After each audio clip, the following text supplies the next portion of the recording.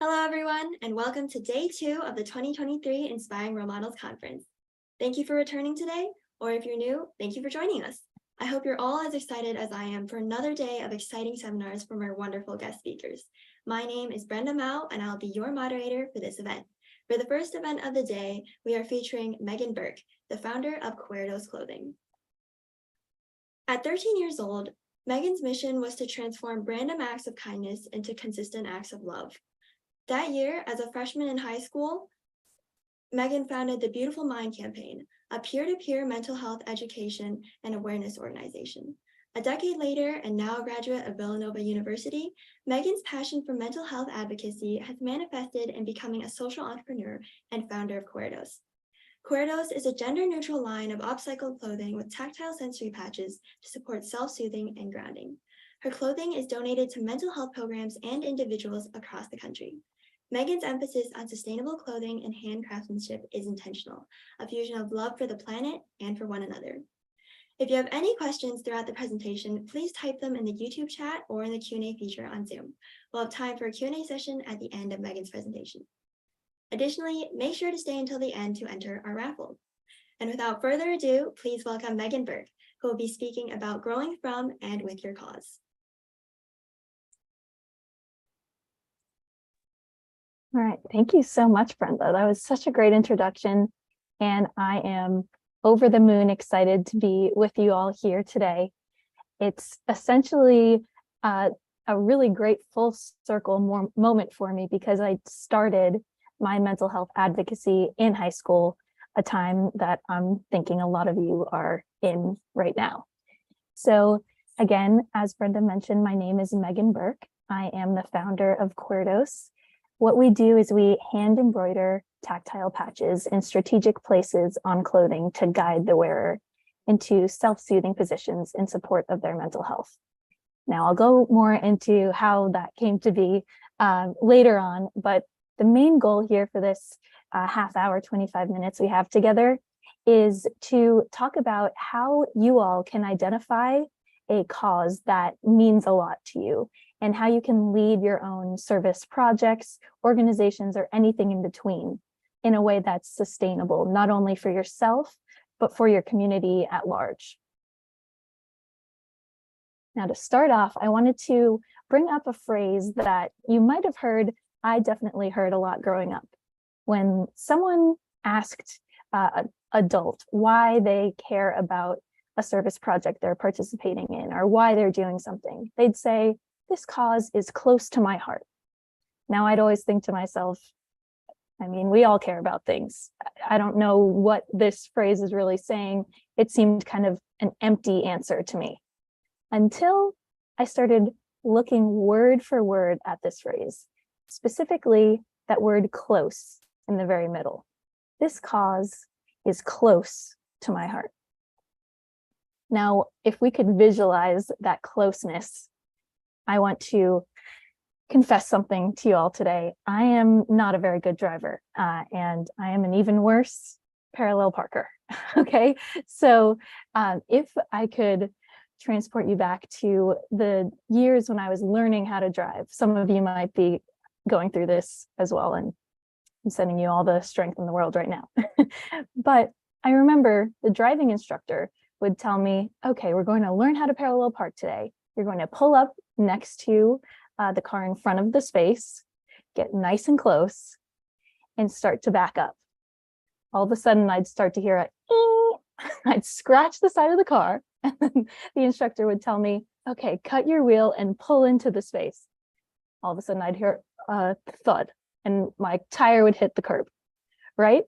So when I'm talking about closeness, I'm talking about so close that you leave with a few bumps and bruises. When I say mental health is a cause that's close to my heart, I'm talking parallel parking closeness.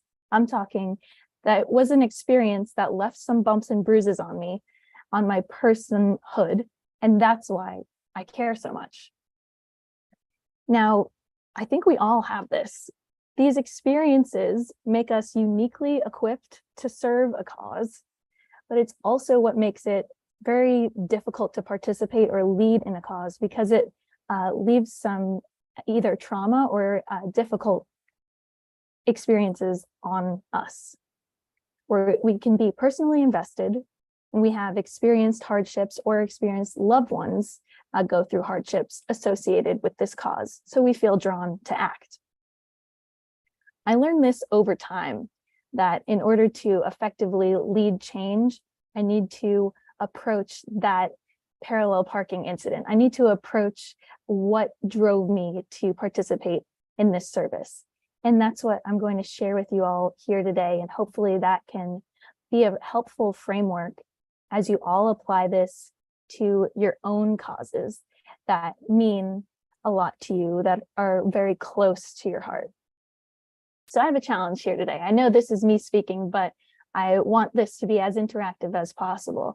If you could all just on your own right now, identify a cause that's really close to your heart.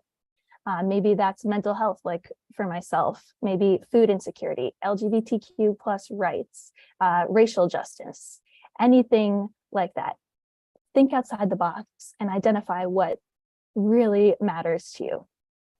And as we go through this 3-step framework that I came up with through my own personal experiences, consider applying the same principles to your ideas. And hopefully we can, by the end of this, make some progress in seeing your potential for leading change in the future. So my framework that I've developed over time is 3 phases, and they coordinate kind of perfectly with my phases in life thus far. To give some context, I'm 24 years old, so I've lived some life, not that much, but I'm here to share as much as I can with you all through my experiences. So the first phase is starting imperfectly, and that came right in high school. Those 4 years where I started imperfectly, I can share more about that next. Then learning and healing. That came in postgraduate or college years for me. And finally, innovating and co-creating. That came through adulthood, where I am right now. Now let's start imperfectly, shall we? I am going to transport you back about a decade. In the year 2013, I had just started freshman year at Holliston High School in Massachusetts, and I was on fire. And I don't mean the cool Alicia Keys way. I mean, everything around me seemed to be going up in flames. I was really struggling. My sibling, who I loved dearly, they were my role model, they were my everything, started to experience really severe mental health challenges in bipolar disorder, schizophrenia, and multiple personality disorder. And this started to affect my family pretty severely. My sibling became a danger to themselves and others. I didn't feel very comfortable or safe in my own space, in my own home. And my dad had to stop working in order to stay home with my sibling and make sure that they were safe. And it put a lot of stress on my family. I didn't really know how to process this. I didn't in 2013 as well, at that time, mental health was not that common of a topic to bring up around people. So I was starting at a new school. I didn't really know what was going on at home. And the first thing I could think of was to take a step and to act. So I started a club at my high school. It was called the Beautiful Mind Campaign. And essentially all I did was I brought about 4 friends together and I said, I'm going to start a club about mental health. Will you join? And once a week, we would meet after school. We'd talk about mental health. And it's interesting. I told my friends now retrospectively, but at the time I told them it was all about, we want to help our community and we want to talk about mental health with our peers, which was all true. But what I didn't tell them was I personally was struggling in terms of mental health. And I really needed this to have somewhere to go. And so it served a dual purpose for me at the time, but I didn't really verbalize that. So over time, my 4 years in high school, the Beautiful Mind campaign really grew further than I ever thought it would. So started with 4 friends. The next year, it grew to about 50 people. Eventually, I had to create a leadership team that you'll see in the photo there that was in the news.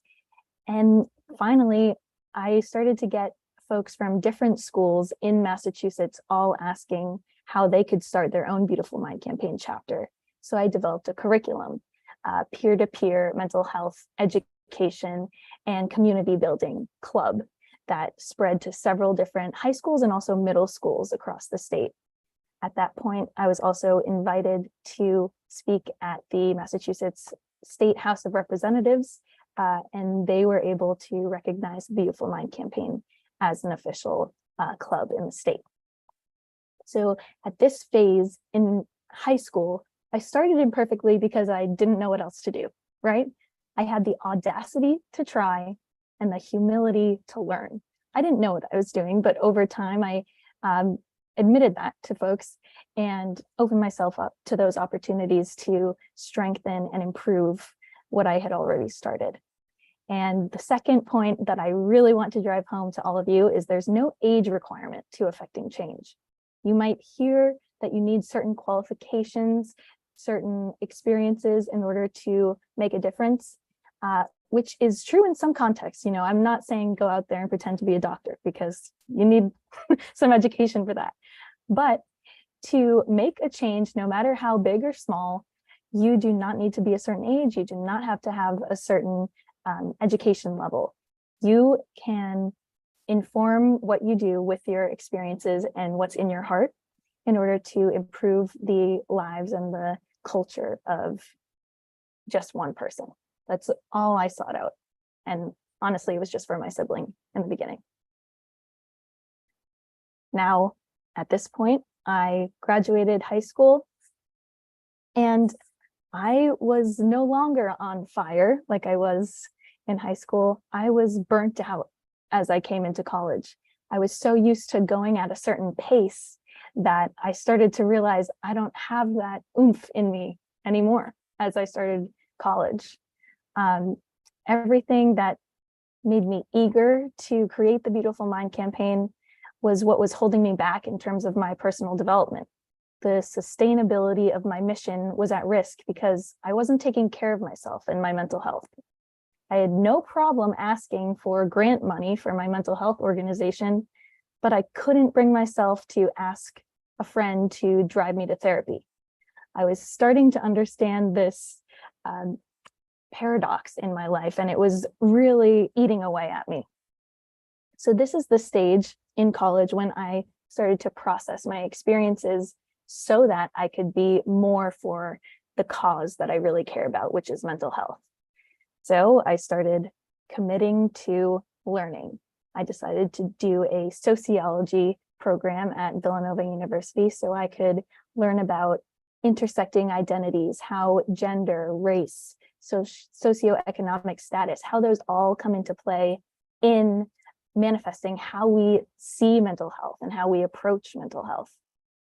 I opened up to my friends about my own experiences and my vulnerabilities, and I started going to therapy. These things that really allowed me to redefine what it means to be a leader.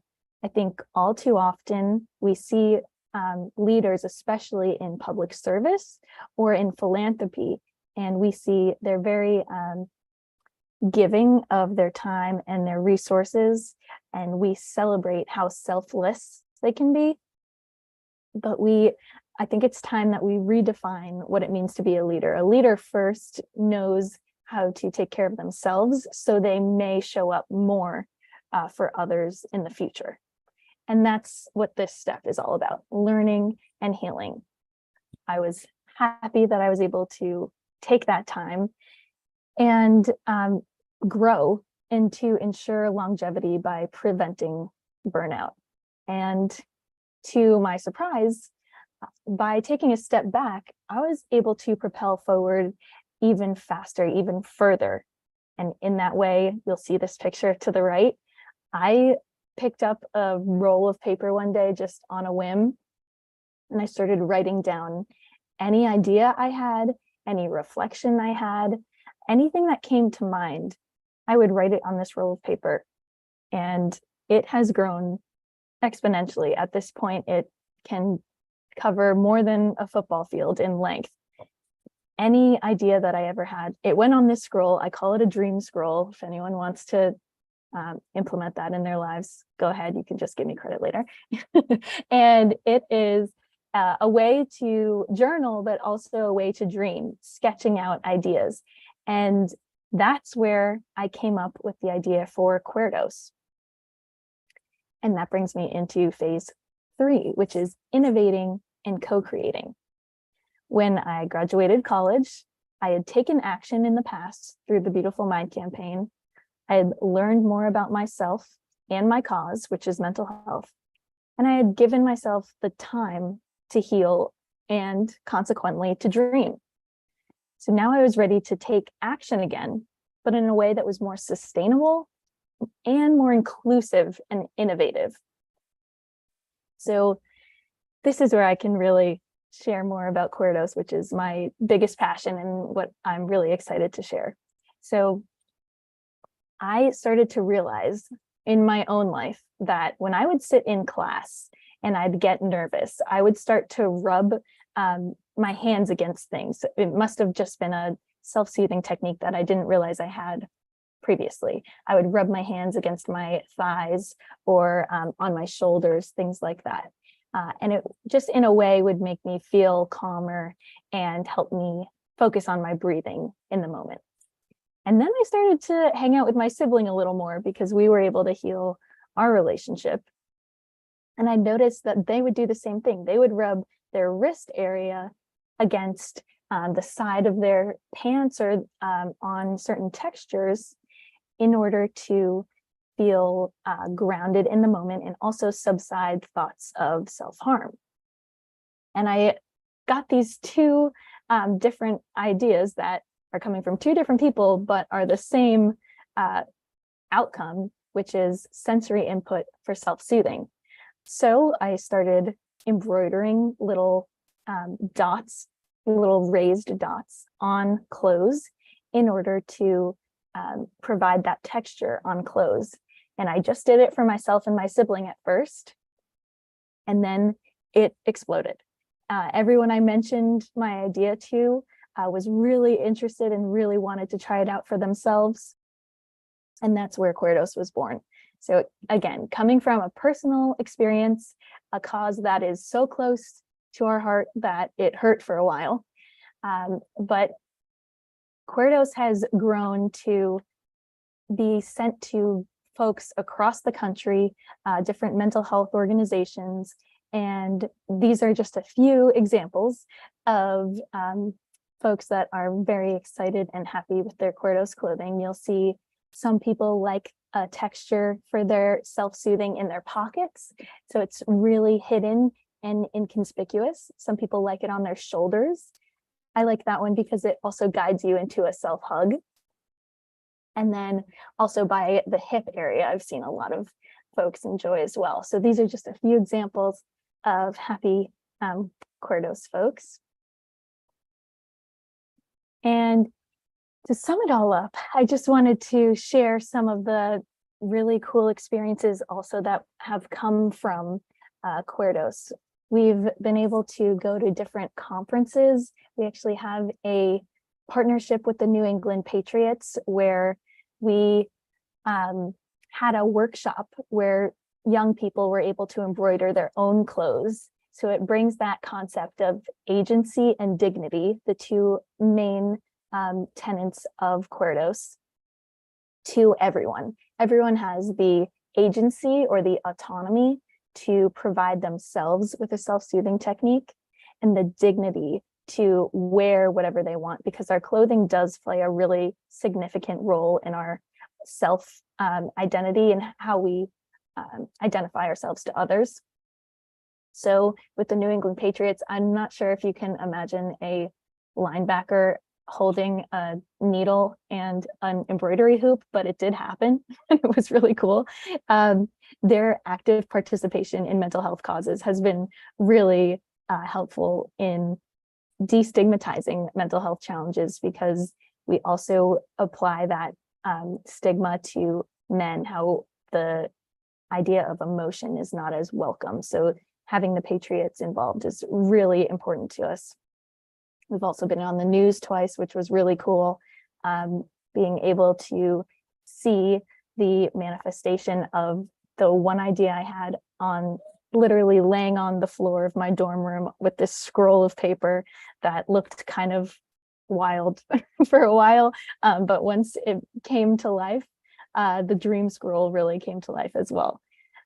We've been able to have conferences, and the textures have actually been adopted in different ways, not just for mental health, but folks on the autism spectrum being able to stim in the moment. Self-stimulatory behavior is a really great opportunity to feel comfortable and grounded in the moment as well. We've been in schools, we've been everywhere, and hopefully more in the future. So I want to give us enough time for questions as possible, but to sum it all up, we've learned today through this conversation that our personal evolutions are beautifully intertwined with the revolutions that we hope to lead. We've learned, one, start imperfectly at any age, any time, any space. Two, to heal from that which drove you to act in the first place. You can think back to my parallel parking analogy. And three, let your healing inform your innovating. We all have a cause that's close to our hearts, and what will yours be? So with that, I encourage everyone, if you want to share, I actually posted on the We Are Queerdos Instagram stories opportunities where you can engage with me, and I would love to hear your thoughts. But in the meantime, I'm going to open it up to questions, because I really want to hear from as many people as possible. And I appreciate everyone's time.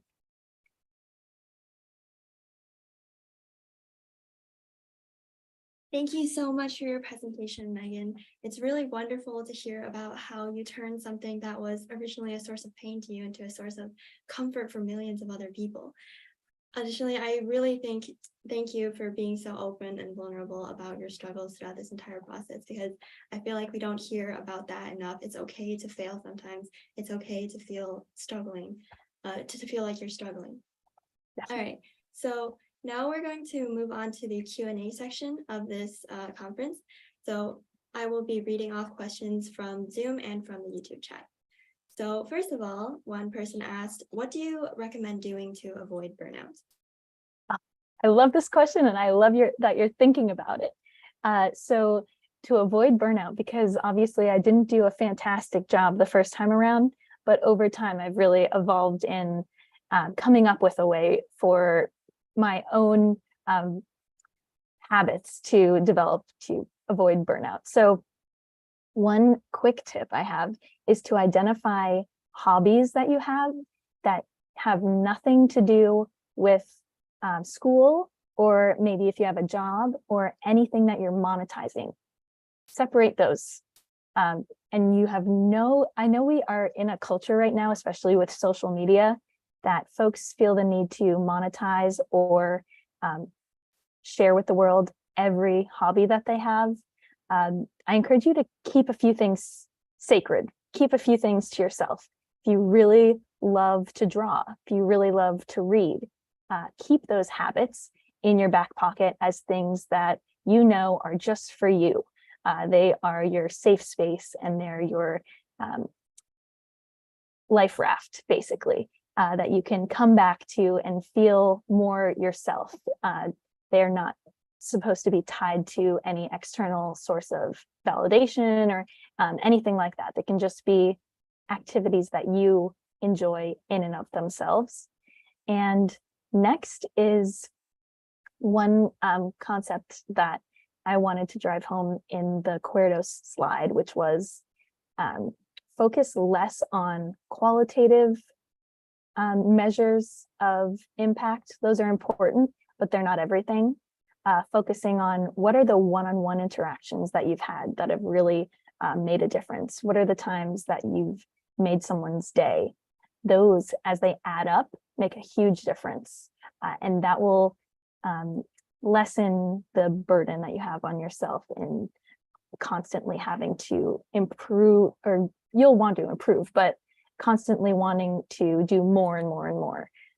Sometimes less is more, as they say. So those are my tips with burnout. And I think you're on the right track just by asking the question. I really like that advice because I think burnout is such a big issue today, because especially of hustle culture that you see online and on social media, everyone's always trying to like do more, do as much as possible, when it's really okay to take some time for yourself. Exactly. Our next question is kind of along the same lines. How did you manage your time while working on these projects? Another great question. In terms of managing my time in the Beautiful Mind campaign stage in high school, that's when I found it really important to build a leadership team. And I'm happy to go into specifics on tips on how to do that as well, but I can walk through it really quick now. I started to realize this thing that I came up with in my head was growing much faster than I could keep pace with myself. And I also noticed there were a lot of people, as this was growing in popularity, that were really excited and invested in it. So identify those people and delegate tasks based on what they are talented in. So in terms of managing my time, I'd realize, okay, I don't have a ton of time for creating flyers or advertising for Beautiful Mind campaign events or meetings. And I also realized that's not one of my strengths at the time. So I delegated it to someone I knew who was very good at that. And that took a ton off my plate.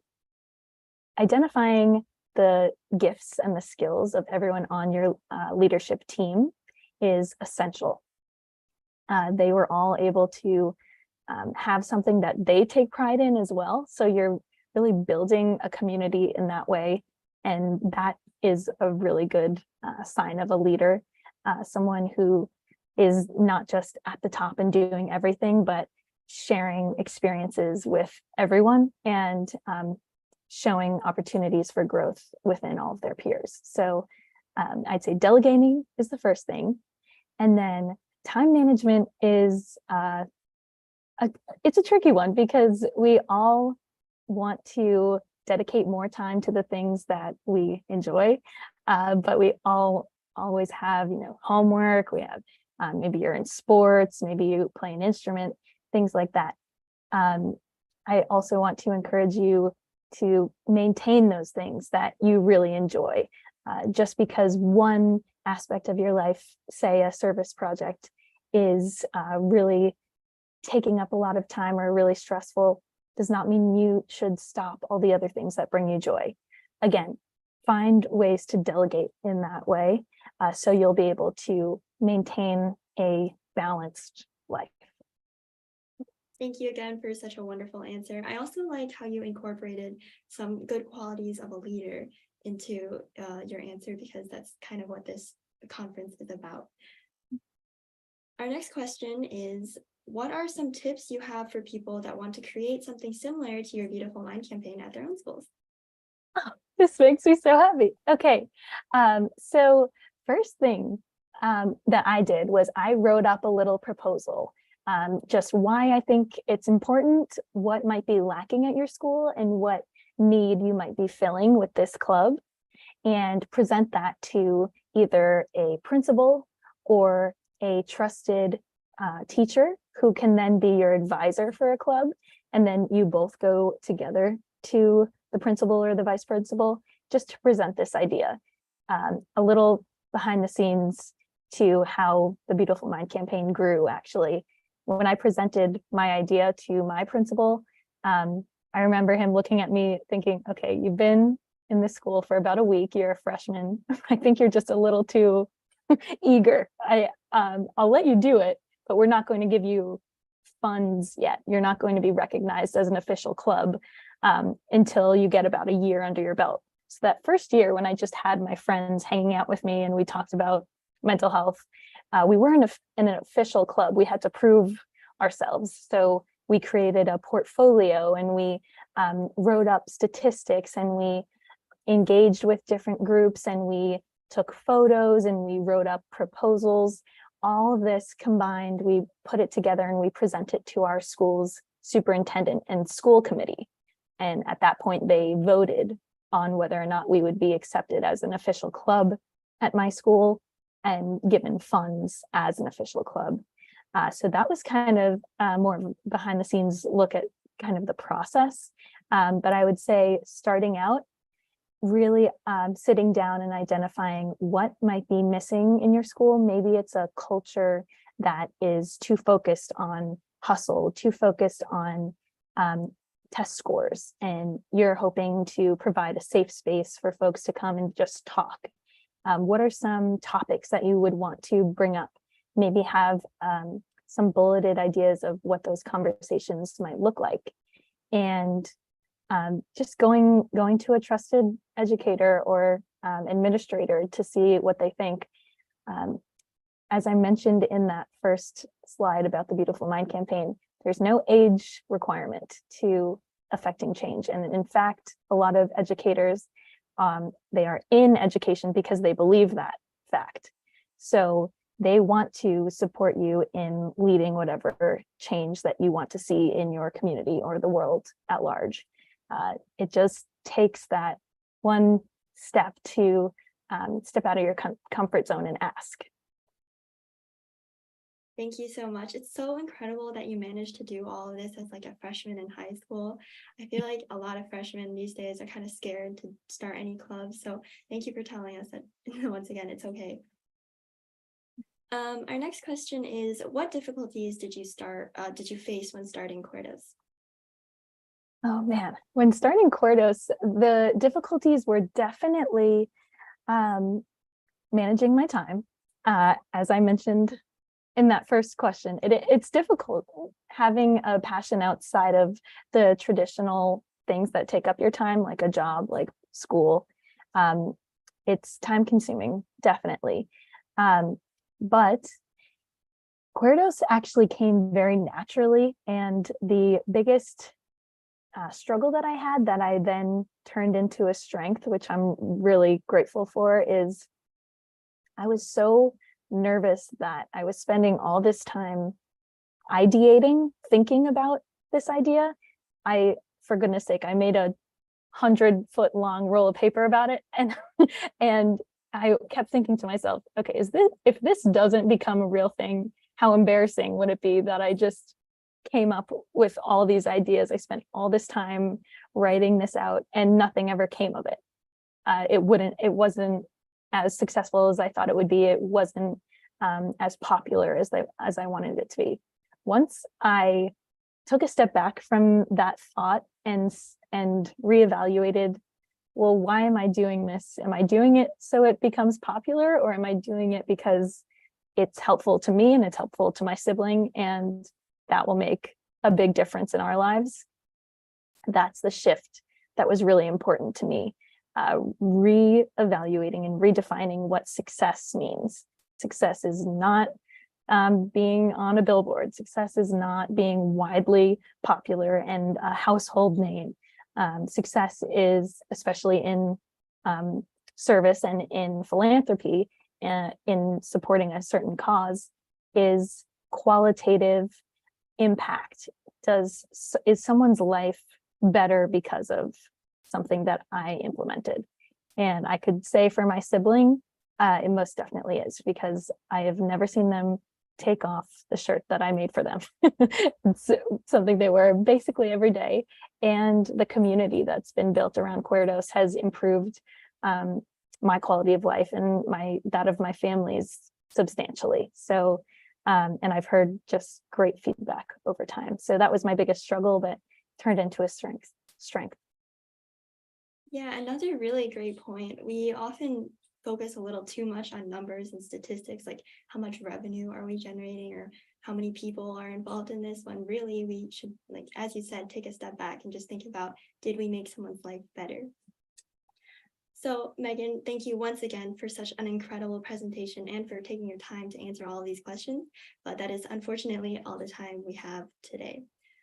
So once again, thank you so much for joining us and speaking to us today. I really loved watching your presentation. I think you made a ton of really great points. And yeah, thank you. Thank you so much, and thanks everybody.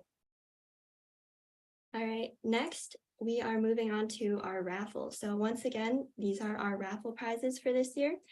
If you fill out the form that is linked in the QR code to the right, you can enter the raffle.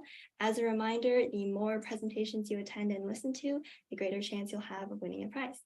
Prize winners will be notified by email following the conference, and we'll talk more about how you can receive your prize then.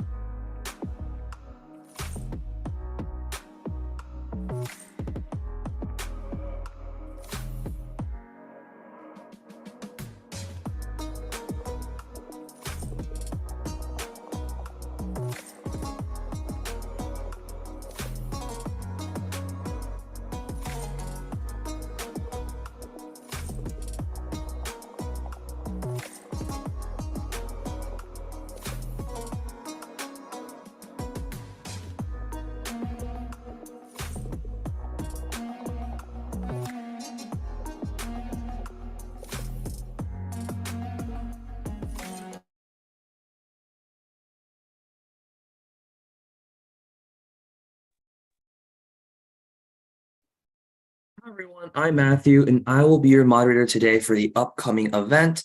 Coming up next is Dr. Chang speaking on a journey of building autonomous vehicles from the ground up.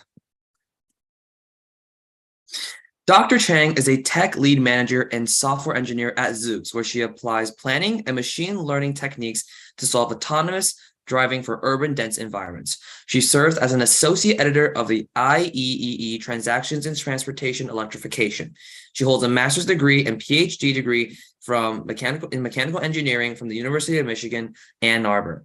Please enjoy her presentation, but if you have any questions, feel free to write them in the chat box and at the end, there will be a Q&A. But before I pass on the mic to Dr. Chang, I'd like to introduce our raffle. We have a variety of raffle prizes for this conference. Please make sure you're actively listening to the presentation so you have a better chance of winning these amazing prizes. At the end of the presentation and Q&A, there will be a QR code for the event, and feel free to enter your name into the selection. Now, please join me in extending a warm welcome to Dr. Chang. Thank you, Matthew, for the introduction. And hello, everyone. It's my great honor to be here to share with you the journey for building the autonomous vehicles and also my career journey as well. And with that, I will share my screen. Okay, so can everyone see my slides clearly? Okay, Yep, cool. we can see it. Yeah. So I will start with my journey, how I actually started the career in autonomous driving industry. So when I was very young, I really like cars, and it's also something that I think that is very impactful because cars industry actually involves so many technology innovations, and actually, like some industrial evolution in our human society is also associated with that. So that's kind of like the motivation I got to really work into something that's really cool and involves so many different technologies since I was very young. So when I chose my major for the university, I chose mechanical engineering, and I also did my bachelor degree in China. That specific major is very strong in the ranking of that kind of like the mechanical engineering. And then after that, I essentially want to find some place that is really have the toppest technology for the vehicles. So I look around and found out that, okay, Michigan is a perfect place because it's actually the hub for several very famous car OEMs and also a lot of suppliers. And also University of Michigan, Ann Arbor, has a top automotive lab as well. So that's why I can like apply it, and I was very lucky to get into the direct PhD program. So here we are. I started my journey in USA from that program. And I got my PhD and master in University of Michigan, Ann Arbor. And also during that journey, I also was working as a visiting scientist at Oak Ridge National Lab. Essentially, that is a lab that the largest national lab under Department of Energy. I was working in the National Transportation Institute under that lab, and really excited to work with a lot of top researchers that working on how to essentially improve the energy efficiency and safety for the vehicles. And then also during my PhD journey, my advisor is also very supportive for me to have an intern. So I also interned at Mercedes-Benz Research and Development. So during that process, I really figured out that, wow, the car industry is so amazing. And also, there is different parts of the cool things inside the cars. There's like the design for the cars, right? Like, as you can imagine, like the Mercedes-Benz is really good at that as well. And also there is a powertrain system, which is basically the heart for the vehicles to drive, right? And also there is also the brain part of the vehicles, which essentially, either controls the car for the different parts, and also, some of them also control the entertainment system, the audio system for the car. But more importantly, you might know recently that there's breakthrough in AI industry, and there's breakthrough in the robotics application as well. So the trend is like, okay, makes a car much more intelligent than before. So that part really resonates with me, that I feel like, wow, it's really, really cool to build the algorithm that to empower the brain for the vehicles. So that's kind of like driving me continue to do more in the car industry, and also like actually also give me another opportunity to actually work in Lyft. So you might know Lyft as ride sharing company, but it also has a department that is doing the autonomous driving. So that is where I start my software engineer career.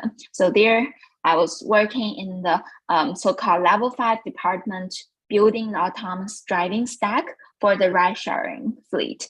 And so, yeah, so that's kind of like what I did before joining Zoox. And what drives me to Zoox, which is what I'm currently working at, is that actually Zoox built a really ground up vehicle. It's not only just a car. I will share more details about it. It's totally reinvent the so-called vehicle or car, and it's including all the like hardware, software, and also kind of like really combine the beauty from both sides. So this is how briefly I shared with you guys my career. But like really during this process, I never have a stage where basically my previous knowledge is enough to handle the current work. Actually, along the process, I always need to learn the new things, the new state-of-the-art technology, because basically, for example, for the autonomous driving things, we are essentially reinventing a lot of technology, and it's an open-ended question because we haven't really solved it. So that means essentially the fast learning capability is really the things that help me to continue to move forward. And also currently, because I'm also leading a team, serving as a manager, so the leadership related skills is also something that I need to continue to learn every day through different training programs, and also literally self-reflection every day, get a lot of advices from my leaders, from the mentors. So I will see it's a really fascinating journey to keep learning and keep getting new opportunities. And with that said, I would like to share more exciting technologies around the autonomous driving stack, and share how we actually build the autonomous vehicles from ground up at Zoox. Yeah, so as I mentioned, we are actually reinventing the personal transportation. This involves two parts. One part is related to the purpose-built vehicles, and another part is that we don't necessarily to have everyone own a vehicle like this. We can actually share the rights. We can sell the rights. So that is also a new business model. That is also a new model for the transportation. It's similar to what I did, at Lyft, where we essentially share doing the ride sharing, but here we use a different autonomous stack and also different fleet to actually combining those two things together to build a new type of transportation system. And for the purpose-built vehicles, the purpose for it, or the motivation for it, is essentially mixed journeys to enjoy. So we don't need to have too much pressure, thinking about, handling different scenarios as a driver. And also because we are building a ground-up autonomy system, so we can actually essentially combining all the different advantages from hardware, software, to make it that really robust autonomous system that is safe, efficient. And also, when we imagine that we have less vehicles on the road, and also the each vehicle has smarter logic instead of relying on everyone that every driver, some of them may not pay attention to every details in the world. We are actually building safer street as well. And, when we have fewer cars, it also means less pollution. And also for this purpose-built vehicle, it's also all electric as well. And so in terms of how this vehicle looks like, as you can see from this picture, it's actually don't have any steering wheel or the pedals. Basically, it should drive itself. It shouldn't have a driver inside it. Actually, it even doesn't have a really driver seat at all. So it's fully symmetrical, like 4 rider seats. And also, this vehicle has 4-wheel steering. And this 4-wheel steering also make it, the turning circle is really small, like only 8.4 meters, which is much smaller than the traditional vehicles that we are normally driving. And also, as you can see, there are tons of sensors on this car. So there's LiDARs, cameras, radars, and long-wave infras, and ultrasonic as well. And also, you can see that this has a sliding doors. The sliding door is very convenient for the pickup drop off in the very busy street, so that the door don't swing into the busy streets. And also it's like we are having tons of codes running on this vehicle, so it has a really powerful onboard computer. And another unique feature for this vehicle is actually it's drive bi-directional. So it can drive on either direction symmetrically. And so essentially, we don't need to, when we pick up or drop off that kind of situation, we don't necessarily need to doing some complex turns or so. We can drive directly in another direction whenever needed. And so it makes it really maneuverable. And also, as I mentioned before as well, so the 4-wheel steering together with this bi-direction make it really maneuverable. And also because we eliminate the driver's seat, so it can make this car to be smaller and to be more compact. And so again, it's either to navigate around the busy street again. And yeah, so, and also there are other smart features that non-traditional vehicle don't have. So this car also communicates with surrounding agents with sound and light, and it can send sound signals to identify itself for pickup. And also the lighting system also can tell the other users what Zoox will do next. So it's kind of, the car don't talk, right? But it can use your signals to basically communicate with other agents and other vehicles around the street. And also, for the autonomous driving system and for any car, safety is always top priority. So here for Zoox, it's actually reinventing a lot of hardware to reimagine the safety system. So it tries to essentially keep every passenger safe.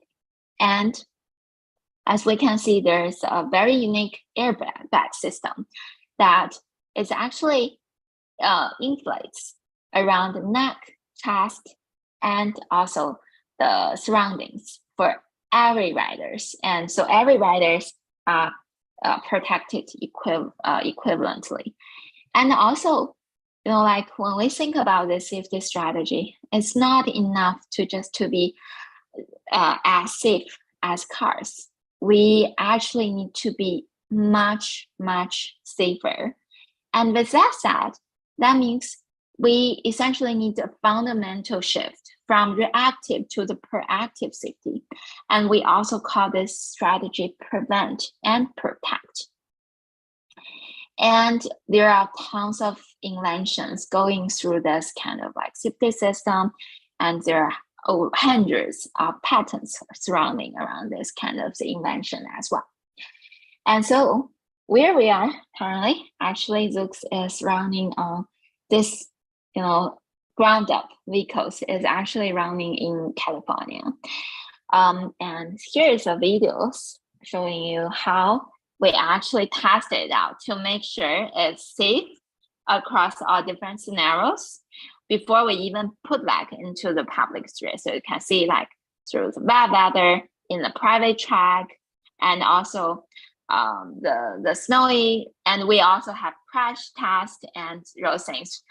And also now it's running on open public road. So actually we are currently having an employee fleet, which we can use this vehicle to travel between our offices.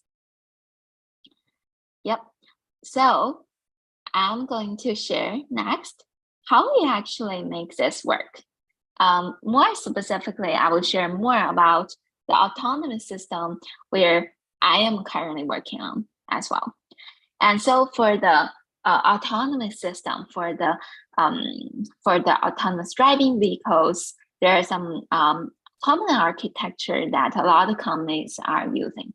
And I will share the high level ideas for that. So basically you can think that, okay, autonomous vehicle is some robots that need to essentially have the capability like our human driver, right? So it's actually need to use eyes to see around what's happening around the world, right? It's also need to understand where we are and where we should go. Like when we look at Google Map, when we think about, okay, are we in the middle of the lane or are we in the side of the lane? That type of things. And also we need to understand, okay, what kind of other agent will do? Will that pedestrian cross the crosswalk? And with that, what I should do as driver, right? So all those things, essentially, we need to convert all those concepts into the algorithm, into the machine learning models that helps the machine to understand all those things. So there are 3 components that are very important to that. And also I will share more software stack that's related to those things as well. So firstly, the perception system. So essentially, the perception system is using the cameras that we saw in the previous picture, that having the cameras, lidars, radars, and long-wave infrared sensors. And it's capable of detecting, tracking, and classifying hundreds of dynamic obstacles in the same time. And it's also need to handle those things really, really fast, essentially in several hertz kind of frequency. And also it also not only gives, for example, those things like bounding box, but also it gives specific attributes for each cluster of agents. For example, the gestures of the pedestrians, whether the pedestrian is under distraction, because if that is the case, then the vehicle need to pay special attention and maybe slow down for that kind of pedestrian that is under distraction. Maybe it will, that pedestrian will become jaywalker a few minutes later or so. And also the construction zones, and also, for example, the emergency vehicles, because how we handle emergency vehicles is also different from how we handle the other vehicles, right? And the human driver, the same thing happened there as well. And then using those perception output and also using the HDMI, high definition map, and also the localization system, we need to essentially, based on those information, to help infer the behavior of all the dynamic objects around us, including different type of vehicles. For example, how the bus moves is different from the other pedestrian vehicles moves. And also there are other, for example, like the pedestrians, their predicted behavior, how would that look like? And also, for example, cyclists, right? And also animals also, right? Like basically all the dynamic objects around us. And there are always multiple possibilities for one agent. One example is that for a vehicle that, let's see, in front of our ego vehicle, which is autonomous driving vehicles, then when the turning light is on, there is a possibility that this vehicle will actually start the lane change immediately, right? Or there's also a possibility it will continue to run. Maybe that driver just forgot to turn off that turning light. So simultaneously, we need to account for multiple versions of future depending on the environment around it. So basically, every agent, we need to consider several possibilities around it and consider them all into the decision-making system where help us to decide, okay, should we proceed as the Euro speed, or should we decelerate, or should we accelerate, or should we actually lane change to avoid any close contact with that vehicle, right? And so these are all things that essentially happening in the planning and the control stack. Basically, what planning and control stack doing is to decide how to execute the mission safely and comfortably. So it involves several layers, right? You can imagine you need to make a decision on the mission. Basically, the mission means, okay, it's very similar to the Google map, where so like you need to decide, okay, in the intersection, do you want to go straight or turn right? On the highway, which exit do you want to go with, right? Those are the mission. And the vehicle need to follow that mission, and planning stack need to have one layer to decide that mission. And let's see if we miss one turning in one intersection, and it's also need to do the replanning to build up new routing for us, right? It's similar to how Google Maps works. But beyond that, it also don't have a driver. So actually the vehicle or the algorithm also need to decide, okay, should I do the lane change or not? If I do the lane change, how do I do that, right? Is that going to be, start the lateral maneuver right now? Should I accelerate or should I decelerate while I'm doing the lane change?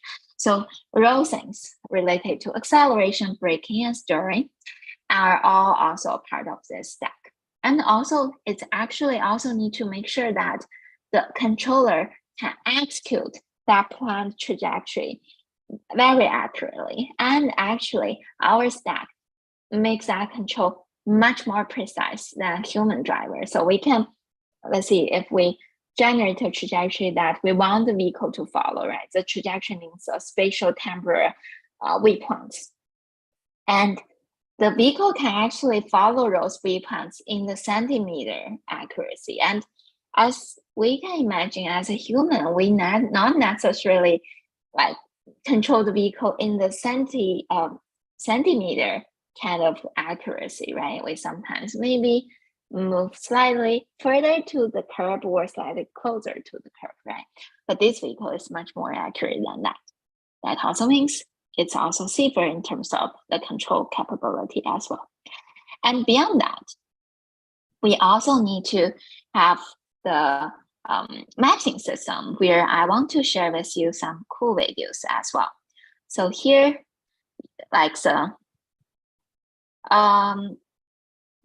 So here I want to share with you some so here is how we actually generate the map, build the localization, and also using those information to help us to move accurately. So as human, we know that we need to accurately know where we are in the lane, right? Otherwise, how do we know we finish our lane change, right? So to do that, the autonomous driving ecosystem also need to do that. So it involves several layers. So one layer is the localization, where the localization is basically, as we can see here, so it's essentially need to firstly do the calibration for different sensors. Essentially, we just mentioned that there's cameras, there's LiDARs, there's radars.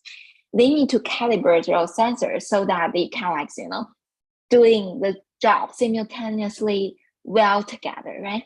So as you can see from this picture, it's actually putting the edges around the camera images. And here It's putting the edge, detecting the edges from the depths, from the LiDAR. So by doing this kind of calibration, it can actually calibrate your sensors on route without special kind of setup.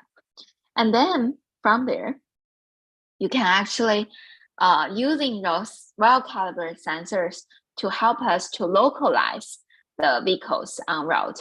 And localize, what does that mean? Essentially, that means, like, okay, we have a HD map where we know that, okay, like there's a curb near this lane, there's a double yellow line here, right?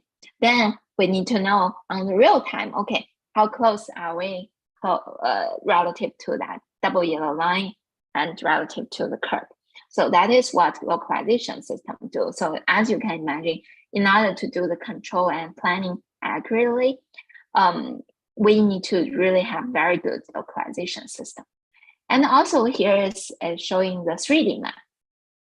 Basically, it detects all those things and builds the kind of like the predefined map that is relevant to our driving. For example, there are stark area where basically we don't even care, right? Whether there's a parking, let's say there is a parking lot behind one building around that. It doesn't matter, right? The things really matter is like the things that related to our driver. So that is what the HD map is doing. And so beyond that, there is also the simulation system. And go back to the slide. And there's also the the simulation system that help us to test the stack without running on public route, because we want to continuously to change the algorithm for the software stack. We don't necessarily always, test every line of change on the public route, and it's not good either, right? It's not efficient and it's also not good.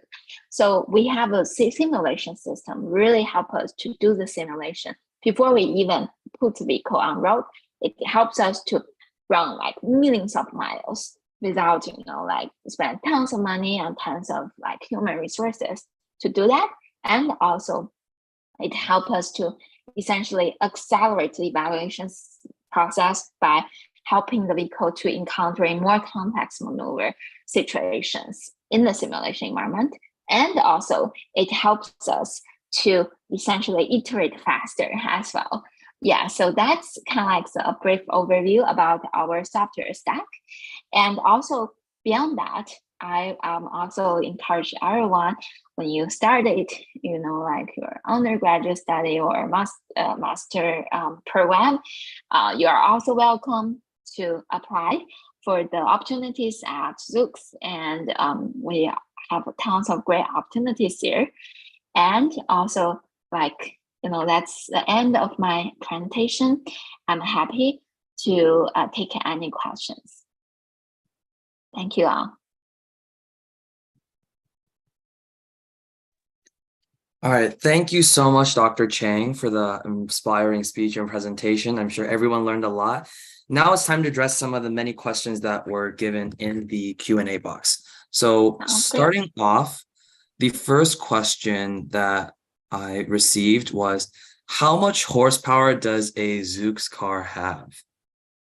Oh, that's a good question. So actually, I couldn't share that information. That's a private information for now.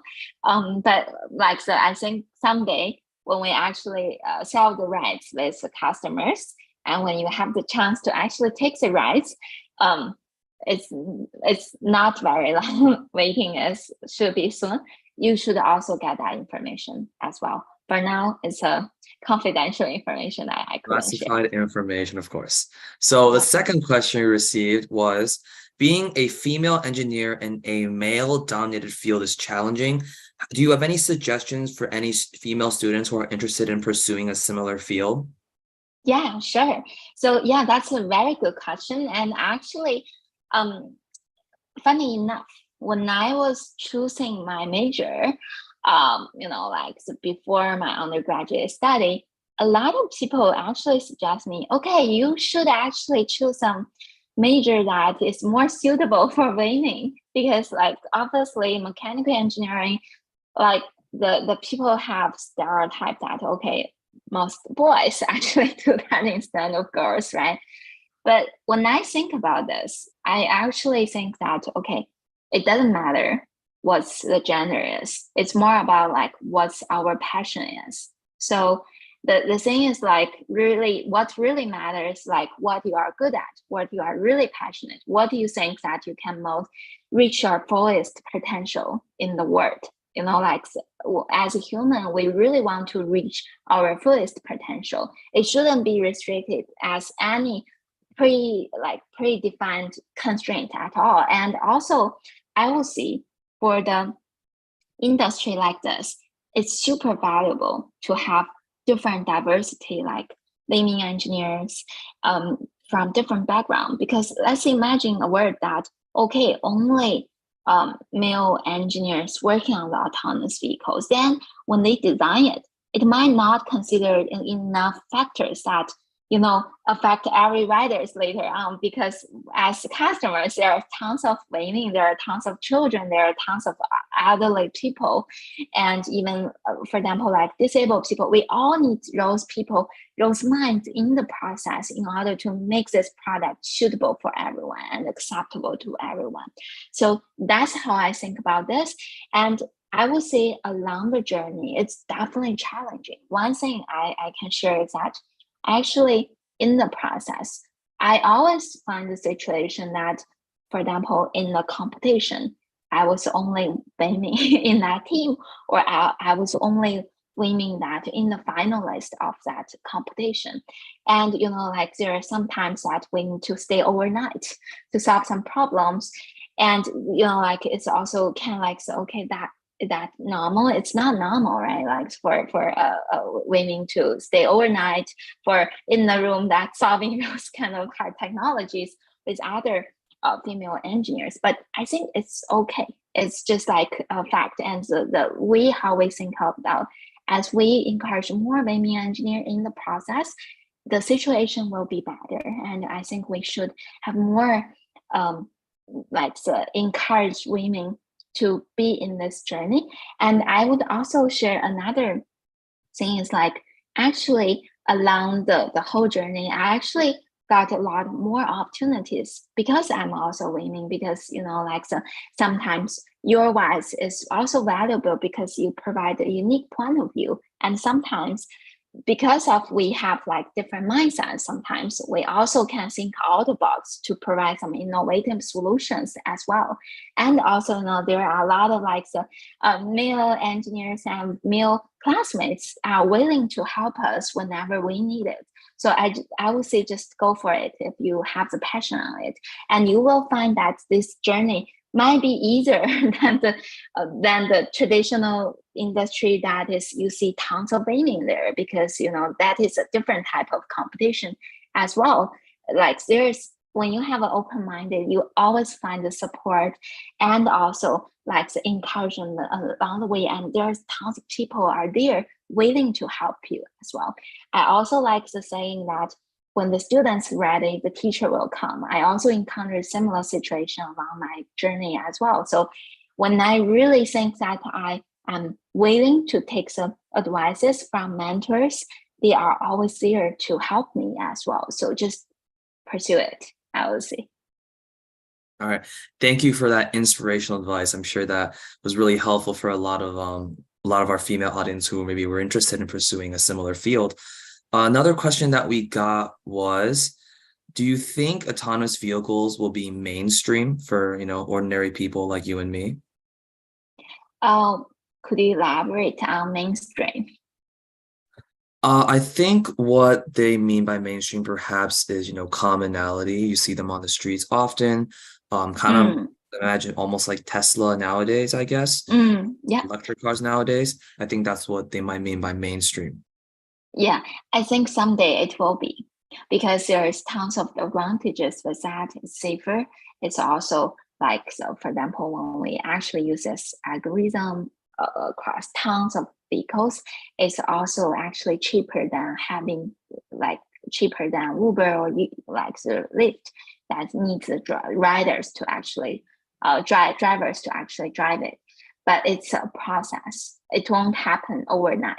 Like what Matthew just mentioned about Tesla, right? It takes decades to achieve there.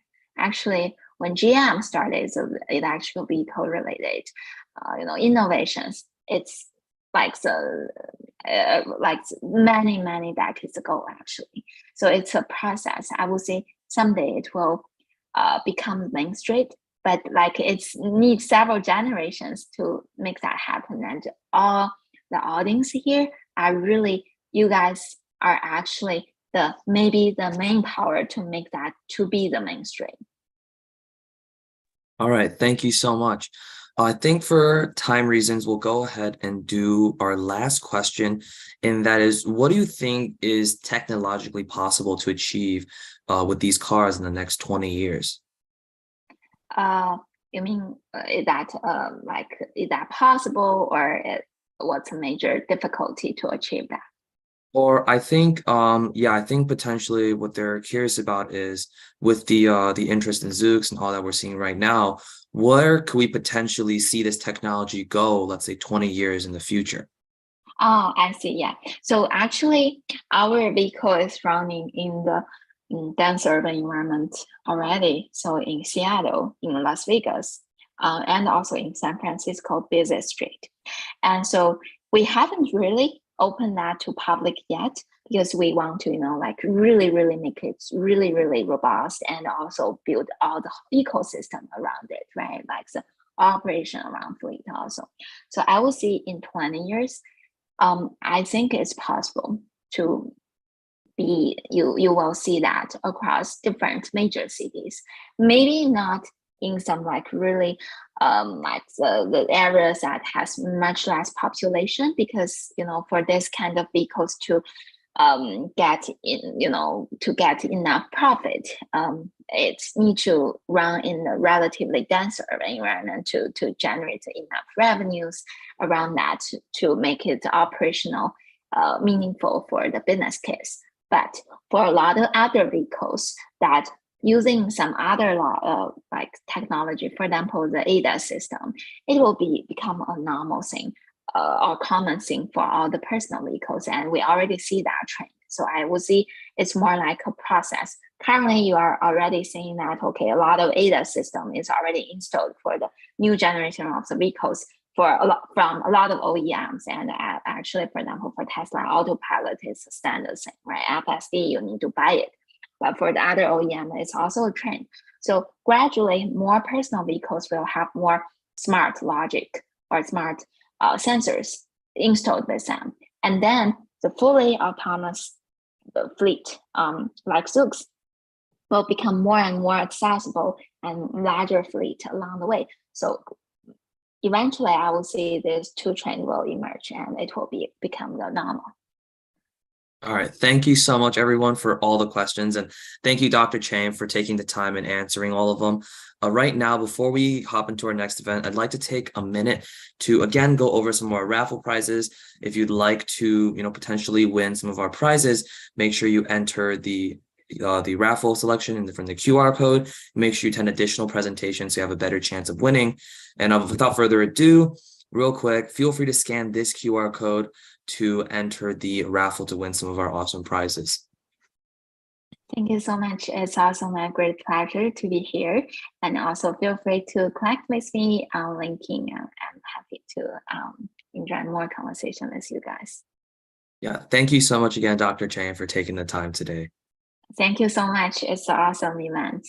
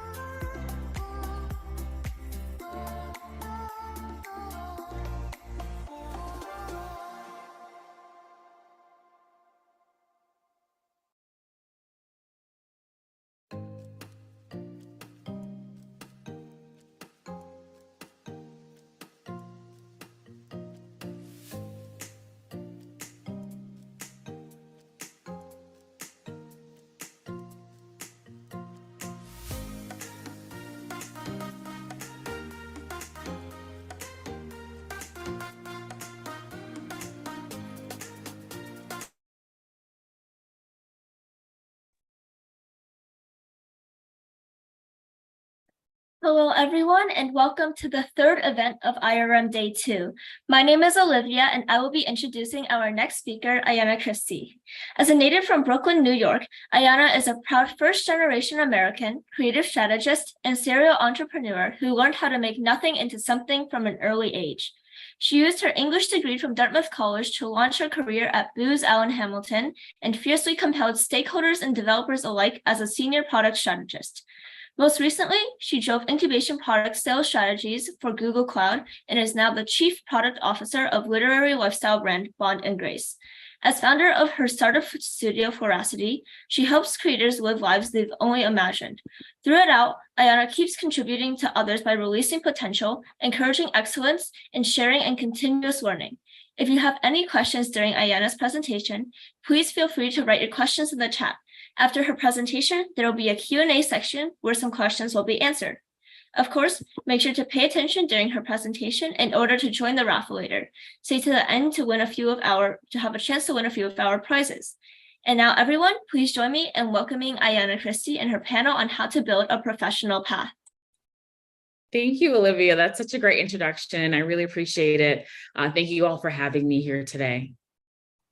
I'm going to talk a little bit about having a dynamic career. As Olivia mentioned, I've been able to do many things in my path, and I wanted to share with you how I've done that and some of the things that I think really goes into having a mindset of being a dynamic person and a dynamic professional. First, when we say dynamic, what I mean is being welcoming to change, being able to move with different activities and looking forward to progress with every step. And the reason why I included professional is I think we also want to think about earning potential. A professional path to me is applying that dynamic to how you earn, what you do in order to sustain yourself and to really fulfill the things that you innermost desire. The reasons why I think being a dynamic person or having a dynamic professional path is useful is it makes you in demand. Folks love to collaborate with people who have lots of things to offer. You've got different expertise, different experiences you can draw on when you're collaborating with someone who is dynamic and who has lots of different skill sets that they've cultivated in order to be able to contribute to the goal. So being a dynamic person and having a dynamic professional path really puts you in demand right away. And in that demand, as I mentioned already, it gives you more opportunities to earn. Growing your toolbox of skills will give you a lifetime of opportunities, a lifetime of things to dip into in order to earn. The keynote speaker yesterday spoke a little bit about this as well. It's like we're in an age where everyone is doing different things that draw on their talents, and you can have multiple professions in a lifetime. You can have multiple jobs or multiple activities happening at once with remote work. And so when you think about creating dynamics and what you want to embark on for your career, you open doors for you able to earn more and earn in various different ways at the same time. And then, of course, why not live your best life? I find that the things that I've allowed myself to lean into have resulted in me being really interested in growing and exploring. And just that alone has made for a really interesting life, including a desire for travel, a desire for trying new things, meeting new people, exploring new technologies. And so I'm hoping that you can gather from my experiences and my path, how thinking about yourself as a dynamic person and your professional path being one that doesn't have to be linear is exciting and beneficial. So I'm going to talk a little bit more about what my path has been. I know Olivia mentioned a bit about some of the things that I have orbited on most recently, but I'll take you back a little bit to high school, as you all might be able to relate there, and just talk through some of the things that I've done differently and why. So as Olivia mentioned, I'm from Brooklyn, New York. But I went to boarding school. I went to boarding school in Northfield, Massachusetts. I saw it as an opportunity to have different experiences and really break out of my comfort zone. And there I excelled in English. I loved dance company. There's some photos here. One is of me at a dance company recital, and the other is at graduation with my best friend. And some of the things that we did together were furthering culture and equity efforts at our school. And then I went to college at Dartmouth College in Hanover, New Hampshire. And when I first went to Dartmouth, I actually went in assuming that I was going to be an economics major. And I went along that path and eventually dropped that major to return to my love for English and became an English major because that was where I had flow. That's what was coming easy to me. I was able to raise my GPA and really excel in that arena by being an English major and following what came naturally to me. And then, of course, being able to do so, I was able to incorporate more extracurriculars into my schedule. I was able to join a sorority, join a national service sorority, Alpha Kappa Alpha Sorority Incorporated. And I also was the president of a dance troupe. So there's a photo here of me here at one of our performances.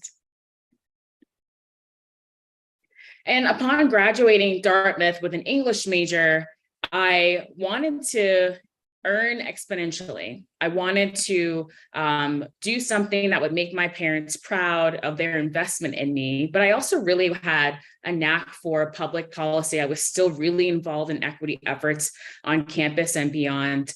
And Booz Allen Hamilton is a public sector management consulting company that allowed me to have a bit of both of those desires fulfilled. I was able to give my most energetic years to this private company that had public interest. And while I was there, I started as a technical writer and was writing manuals, rewriting manuals, making sure that they were really in tune to what users needed within the military bases for the Data Demand Center. And following that role, I realized that I could potentially do even more with my writing skill if I learned the new skill of developing online courses. So I upskilled after being a technical writer and then was brought in to lead a team at the Air Force as an e-course developer. And in that role, writing courses, building a team, I recognized that coding, even just, basic front-end development would help me and my team to be able to produce courses faster. And also would be a skill set that I was interested in. It was a skill that I thought was becoming more popular. There was lots of demand for it. And so I learned front-end development in this role, which allowed my team to create courses faster, won us a couple awards. It was a really interesting time of rediscovery for me. And during that period is when I started to become really in tune to innovation and what was happening in technologies, that were helping the government to better serve citizens in multiple different areas, whether it be from healthcare or, our veterans, everyday municipal things happening in our districts. Booz Allen Hamilton was at the helm of a lot of those efforts. And so I became more and more curious about strategic innovation and found myself on the team that built the Booz Allen Innovation Center in Washington, D.C., where I was the programming director, as well as the incubation director. My last role there was the incubation director. And incubation is essentially when you take something that's an invention or a very niche technology or a very niche concept and give it the nurturing and the development it needs to be turned into a business, turned into something that can be commercialized and sold. And so I led those efforts with the Innovation Center and really started to lean into this love for turning nothing into something. And that's been my journey, my core journey ever since. And something else I would mention about this period of my life is all the while that I was at Booz Allen Hamilton and having these roles going from English and leaning into technologies, all different technologies, artificial intelligence, quantum, cyber, all different types of physics. I also was exploring entrepreneurship. I was a stylist at one point. I was the editor-in-chief of a magazine in Washington, D.C., and the chief operating officer for that magazine, and was able to really explore other avenues of myself and also help my family who has a antique business in Brooklyn. So I've always been kind of someone who's dabbled in a lot of different areas. And been able to do that alongside some of the core things that I was learning and doing in my quote unquote 9-to-5, what we used to call a 9-to-5, right? And then most recently in 2020, I moved to Chicago, Illinois, and I joined Google. I joined Google Cloud as a go-to-market incubation manager, where I was doing very similar work to what I did at Booz Allen, but focusing in on cloud AI products and helping them to identify areas where those products really needed to improve and to become more commercialized in order to be ready for sale and in mass market. Around the same time, I started my own consultancy where I realized that I had a talent for helping folks who have very specific technical and creative ideas and technical and creative inventions and helping them to turn those into products. And so now I have my studio that's called Florosity, where I coach founders and coach aspiring founders on how to turn their very niche technology or creative talent into a business. And from English major to technology and back, in 2021, I launched a publishing company with one of my really good friends from Booz Allen Hamilton. There's this picture here is of us, my co-founders and I. So now I'm a co-founder and chief product officer of a company that makes books. Like talk about come full circle. We take classic novels and add new art and new commentary to them so that they are now collectible items that modern readers can enjoy. I've got an example of one here actually. So it's a giant book. You can't see with the background, but it's also on the screen.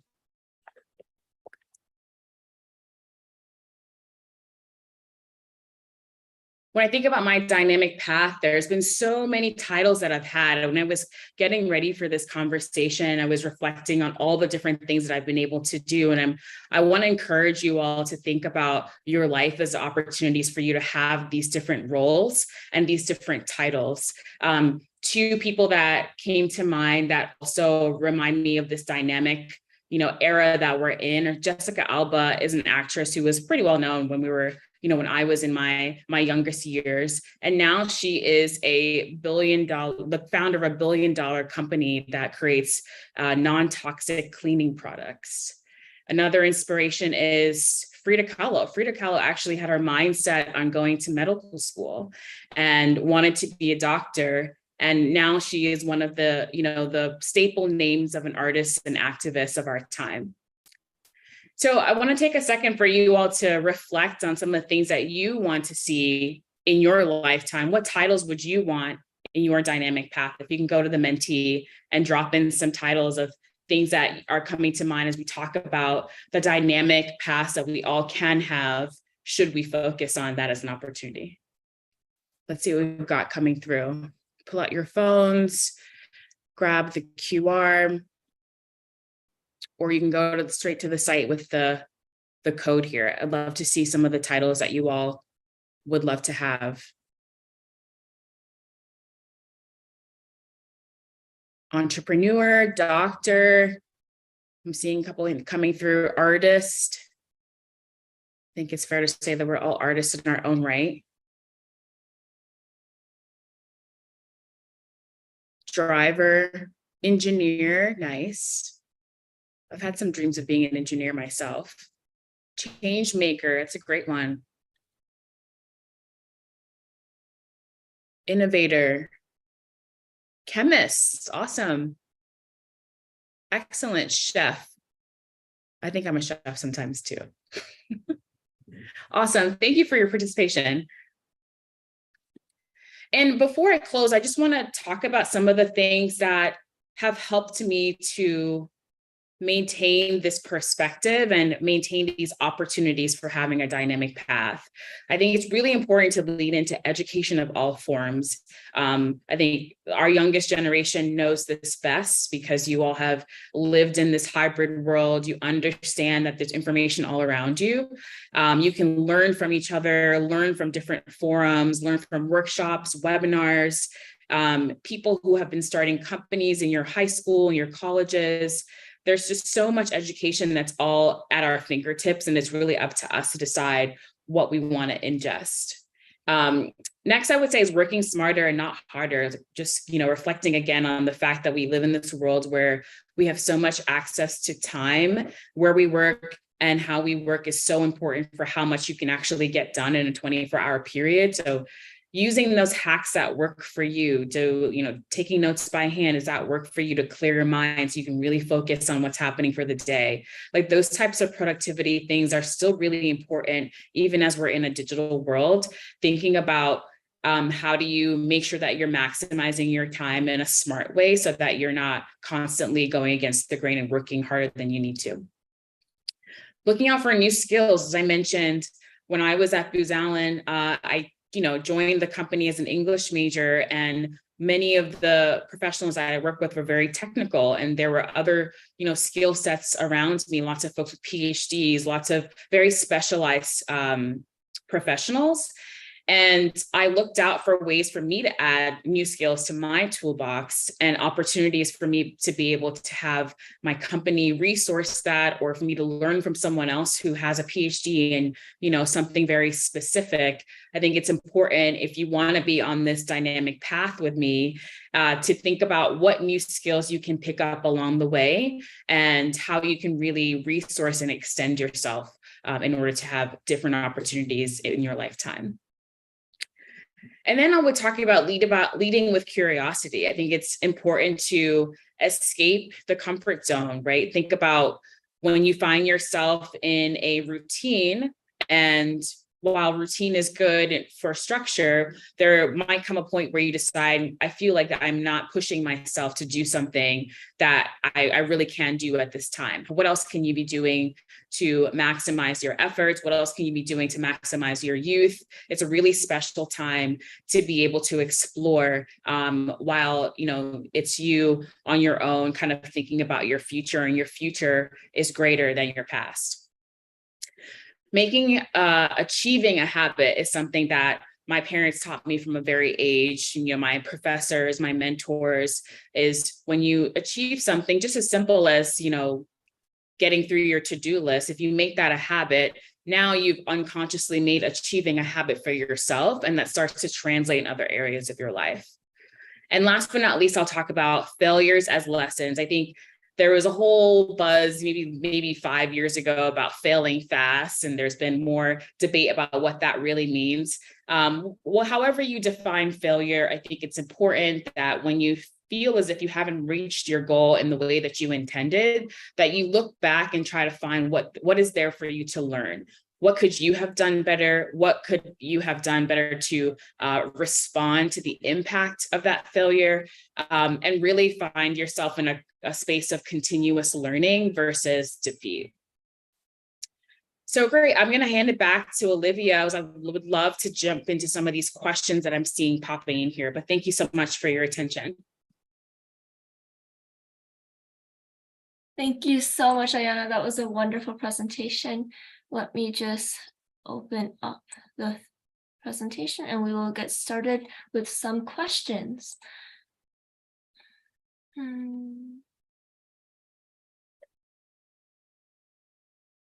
Okay, there we go. Okay, can everyone see my screen? Okay, perfect. So our first question is, you mentioned, so our first question is, how do you think boarding school impacted your career and life? That's a big question. That's a loaded question. Boarding school really opened my eyes to other opportunities. I went to an international school, so I was really thrown into a lot of different identities. It also put me in the place of teaching others about myself, right? And so I think I was catapulted into that role very early. I went to boarding school at the age of 13. And so that bit of a culture change, if you will, and kind of this fast growing up, definitely was impactful. It was difficult, but there was lots and lots of mentorship and support. And I also would say that it prepared me for college in a way that, I'm really grateful for. I was ready for college. I had already known how to set up my room and move in and be away from my parents, which gives you a big leg up on others who are just having that experience for the first time. Yeah, I agree. I think boarding school gives you a lot of independence, a lot more like learning by yourself that others who might be living with their parents or going to public school might not get. Mhm. Our next question, you mentioned that you danced as an extracurricular. Do you think that helped in your career at all? That's funny. I think so. I think that dancing was a means of therapy and meditation for me at some points. And it also taught me lots of leadership skills, right? I was the president of a dance troupe, very similar to maybe being on a sports team or leading a sports team. So some of those dynamics were still the same. And I will say it prepared me to be a business owner because we had a budget to manage, right? I had to hire people. I had to, choose dancers and, let dancers go. So I think there were lots of different leadership and management skills that I learned while being a dancer. Yeah, I find it really interesting. You learned so many skills about just managing things and being a leader, because when you usually think about dance, you don't think about things like that. It's It's exactly interesting to think about. Yes, interesting to think about all the logistics behind that. Our next question is, do you know of any incubator opportunities for high schoolers?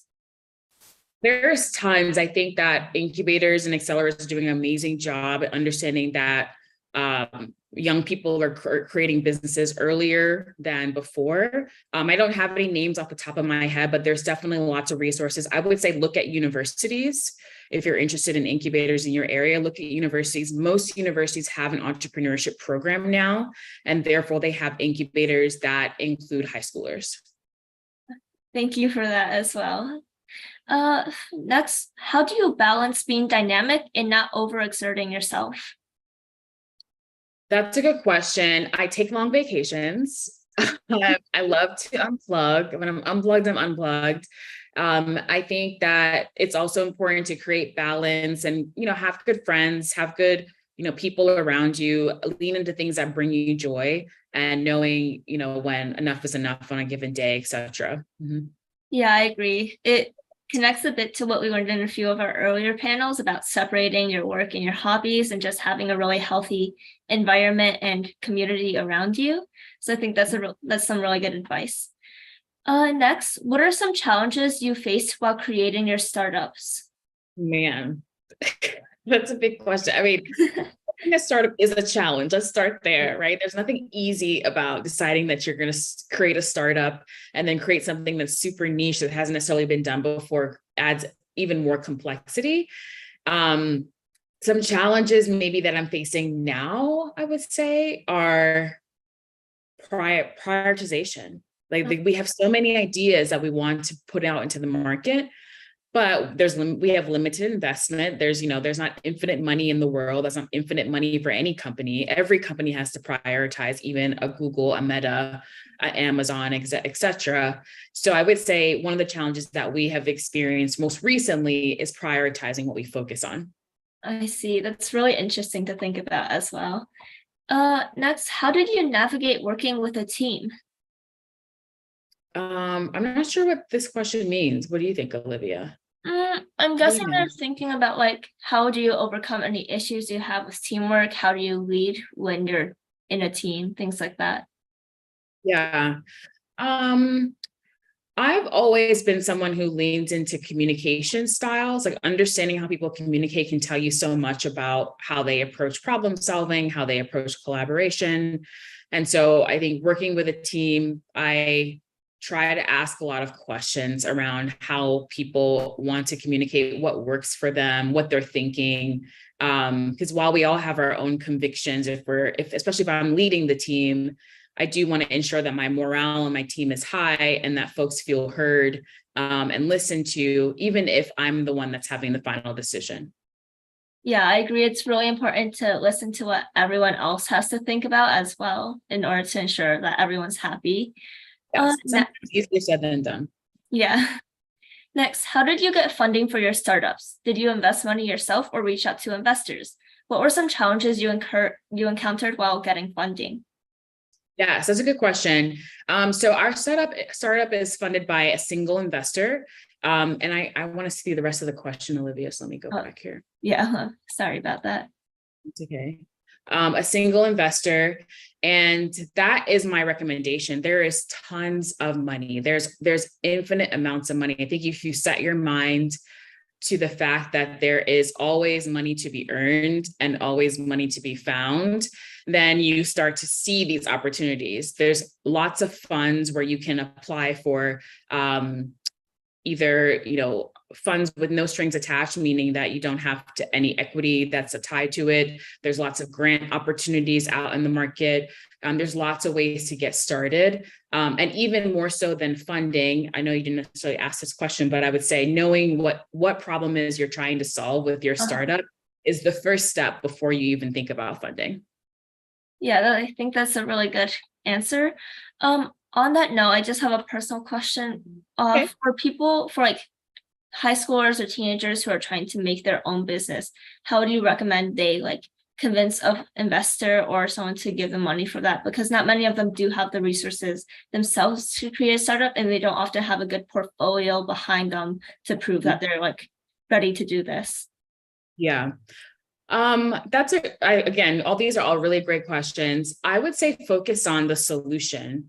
And I think some of your speakers yesterday talked about this too. If you have something that's solving a very particular problem and you can prove that it works, then your ability to present or your ability to gather resources becomes less and less important, if you will. If you have people that are actually using your product, if it's getting traction, it's hard to ignore. If you're getting lots of followers, I think there's a lot of value in scale, and something that young people, especially high schoolers, have a leg up over, folks of my age group, is that you all know how to get scale. You know how to use the internet. You know how to get eyes on what you're doing. And I would say that is probably the key. And that's the most important thing you can use, because your investors are likely going to be of an older demographic, an older generation. And so you're giving them that value that they might not have themselves, if that makes sense. Yeah, that's a really interesting view to have. I think a lot of us are younger, so we don't think about these things. Yeah, that's totally a strength. Absolutely. It's very much a strength. Mm-hmm. Our next question is, you've had so many career changes throughout your life. What keeps you moving forward? What keeps me moving forward? Well, life changes and the world is changing. So even though I've had lots of different changes throughout my life, I feel like there's still more for me to do. And I also have this mindset of, I want it all. Like, I want to experience all the things I'm supposed to experience. And in order to do so, I have to keep moving. There's lots of questions coming through, Olivia. I think everyone wants to know more. You've had a lot of great advice and great information for everyone. Take that. So our next question is, if you could go back to when you were in college, do you think you would have changed your major? If I could go back to where I was in college, when I was in college, maybe. I'm really interested in, like, these days in engineering. But again, like, I also try not to do shoulda, coulda, wouldas, but maybe I would have dabbled somewhere in like architecture or something that kind of includes a little bit of creative technology. Oh, yeah, that's really interesting. I've noticed a lot of your careers do have something related to technology, so I see how that could be useful as well. Mm-hmm. Our next question is, from your dynamic path, it looks like you have been doing a lot of positions. I was wondering if it was due to the opportunities open to you, or if you actually explored and liked to try different things. Yeah. I think that I got those opportunities because I was open to them. And I was prepared, right? The saying, like, luck equals preparation and opportunity. Yeah. And so I was lucky to have a dynamic path, because when opportunities came to me, I was already ready for them. And I had already kind of been passively preparing for whatever comes my way. And that's kind of how I live my life. I'm like, well, I'm interested in engineering these days, and interested in design, and interested in venture capital. So I'm going to start learning about it. Right. So that when the opportunity for me to do one of those things comes up, I have a foundation to be able to hop into that opportunity and have some experience or some skill set in that area, I really believe in people's ability to manifest opportunities based on where you guide your interests. And then let's not forget, our devices know us. So if I'm searching things around a particular topic that I'm interested in, guess what? Like my data is going to get to those opportunities. Those opportunities will come to me by algorithm as well. Yeah, I agree. I find it, I like how you said that, well, a bit of it was like, most of it was you having to prepare for things yourself and being active and open to opportunities. The next question is, has changing careers so often affected your relationships and your stability in your life? These are such deep questions. Has changing careers affected your relationships and stability in your life? I have never felt unstable. And I think that's because I have very strong family foundations, and my family and I are very close. And I also have great friendships. Like all of the people that I, made friends with when I was 13 at my international boarding school are still my best friends today. And so if anything, those are my constants. Those relationships have been my constants and have helped me to not feel unstable. And again, I have the perspective of change is supposed to happen. So if anything, I might feel unstable if change were to stop happening. Yeah, I think that's a very interesting viewpoint to have, especially since most people think of change as a very unstable thing. And I like how you're so with change, you love change and you love all of those things. I think people are really interested in your current career because there's questions about it. Let's see the next one. Some of these are repeats. Okay. Since you've held so many positions, were these opportunities open to you? Or did you, oh wait, no, sorry. Okay, now the next question is, how did you manage your time while pursuing all of these different projects? Yeah, that's a great question. One of my hacks is I think about each day as 2 days, which on its face sounds really wild, right? But what I do is when I get up in the morning to noon, I think about that as 1 day. Mm-hmm. And so therefore I maximize that the way you would maximize a full day. Sometimes you get to noon, you're like, oh, well, I have a whole afternoon to do X, Y, Z. Yeah. But if you think of it as like noon is actually the end of the first day, you really try to crunch in more into that first morning. Maybe I spend the morning on myself and I say, I'm going to spend this day on myself. And then at noon, I really plug into the work that I need to deliver. So that's one of my hacks that I learned probably, from reading something some time ago that I really love now, especially with remote work and working from home and kind of anywhere. It's really important for me to think about maximizing every hour. And then being able to allot hours in each of my 2 days every day for myself. Yeah. The ways. And I also live by my planner. I have a planner that's got like a weekly layout, a daily layout, priority task, low priority task. I think all of those things. I don't believe in memorizing anything that you can just write down. And so when tasks pop in my head, I write it down so that my brain can be open for creativity. Yeah, I think that's a really smart way to go about productivity. You're like maximizing all of your productivity and you're writing everything down to be productive, to make sure you don't forget anything. I'll definitely be using those tips in my daily life as well. Yeah, it becomes more important as you get older, you'll learn. Yeah. And our final question for the sake of time is, what advice would you give someone that is conflicted on what major or career they want to pursue? Advice I would give someone who's conflicted. I would say do a personal audit of how you spend your time and what brings you most joy. Pay attention to the things that when you're doing it, you don't realize how much time has passed. And then see what majors or what opportunities or professions you can align to that thing. I would also say talk to people. Talk to maybe older folks in your school. Maybe there's counselors, there's seniors, juniors, folks who are in a major that they seem to be really enjoying, and just kind of understand what the majors are. Because I think a lot of folks get, or at least I got hung up on being an econ major because I didn't understand what it was. And so if you explore some of the areas that you might have some interest in and really start to learn what they entail, what's required for you to be able to get, all the credits for the major. It can help you with your decision. Yeah, I think that's a really really insightful advice. And I do believe a lot of people nowadays need it, especially high schoolers, because there are so many more options open and there's so much more competition. And I think we're going to end our Q&A here. Thank you everyone for sending in your questions, and thank you to Ayana for your amazing insight to these questions. Thank you, Olivia. That was fun. I'm glad. So next we'll be moving on to our raffle. We will be holding a raffle after the event for everyone, and there are a number of prizes you can win from this. There's a QR code for each speaker that you can scan in order to increase your chances of winning the raffle. As a reminder, the more panels you watch, the higher the possibility it is that you will win a raffle prize. So here's the QR code for everyone. Feel free to scan this, and prize winners will be notified by email after the event.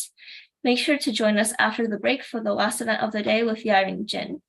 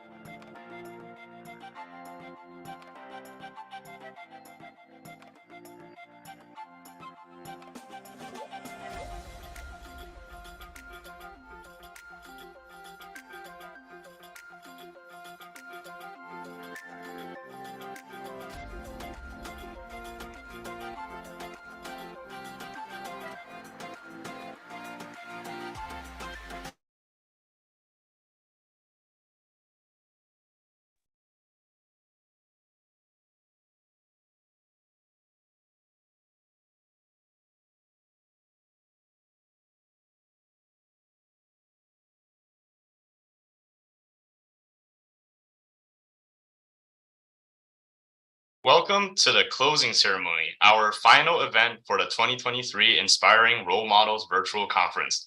My name is Yul, and Kevin and I are back to close off the conference with our final speaker. Before we introduce our final speaker of the day, just a final reminder that we offer the chance to win raffle prizes by filling out a Google form at the end of each presentation. The winners will get an email from us following the conference for details on how to get their prize.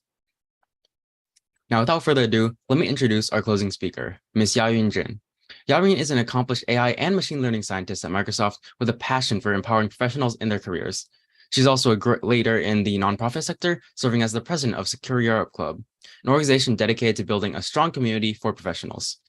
Under her leadership, the club executes weekly events covering a wide range of topics, including career development, startups, mentorship, and leadership training.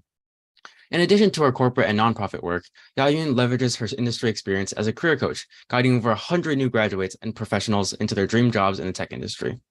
Her multifaceted roles demonstrate her commitment to not just advancing the field of AI and machine learning, but also in using her knowledge and skills to foster growth and opportunity for other professionals. And now I'll be passing the mic over to Ms. Yayun Jin.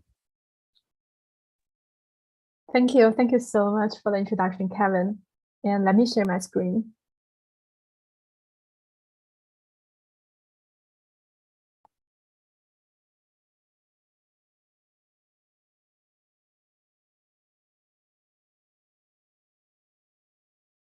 Can you all see that? Yes, we can. Okay, thanks. Thanks for the confirmation. And thank you so much, everyone, for being here. And I would like to say, it's my honor to be here to give this talk. And before that, thank you so much for the organizers for organizing this Inspiring Role Models Conference. Actually, I also organized a bunch of online, offline, in-person events and also some conferences. So I can totally understand how much work you all need to do behind the scenes. So thank you so much. And my topic today is first, the principles forward, steering a life's path with inner power and resilience. Wow, sounds complex, right? So no worries, we're gonna break down this a big topic into small pieces. Before we diving into the topic today, let me give another introduction about myself. And thank you so much, Kevin, for giving me introduction at the beginning of this talk. So who I am. So I'm gonna give my introduction from three aspects. The first aspect is from my full-time job perspective. So now I'm an artificial intelligence and machine learning engineer at Microsoft, specifically Microsoft Azure. So you can imagine that if you want to run some applications, right? And if you really need to run some big applications and you need to buy some very powerful CPU, GPU, servers, those machines, right? So however, now we have Microsoft Azure, so which means you can run your applications on the cloud. You don't need to buy so many, very expensive and also powerful machines at your home. So you can just, use the online services. So that is Microsoft Azure. And the second aspect is that I'm the president for a nonprofit organization called Career Up Club. So from the name, you can tell it's career up. So we are trying to, advance our career in our community. And now we already have more than 10,000 members in our community. And all of our members are around the United States, in Seattle area, in Bay Area, and in New York and Texas. And we have, actually we host weekly online events on every Thursday. And we also host bi-weekly offline events, in-person events in the Seattle area and also in the Bay Area. And in our community, so we, every Thursday and also like every offline events, like we have like multiple topics. Like for example, sometimes we talk about like startup, some advanced technologies, and we also talk about like, for example, how to manage how to manage your peers and how to get promotion, how to communicate, and so on. Those all like career and like related topics. And the third aspect is like career coaching. And now I'm a career and life coach, and I have helped over 100 recent graduates and work professionals find their ideal careers and navigate through challenges in their careers and lives. So yeah, that's about myself. And let's go into our topic today. So the first question here is first principle thinking. So what is first principles thinking? So, like the most popular web app in the past 6 months is ChatGPT. So now let's ask ChatGPT. So when I asked ChatGPT, it said that first principle thinking is a problem-solving approach that involves breaking down complex problems into their most basic elements and then reassembling them from the ground up. It's about challenging the status quo and removing preconceived notions to develop unique and creative solutions. So yeah, sounds a little bit abstract. So let me give you some examples. So the first example is Tesla's electric car.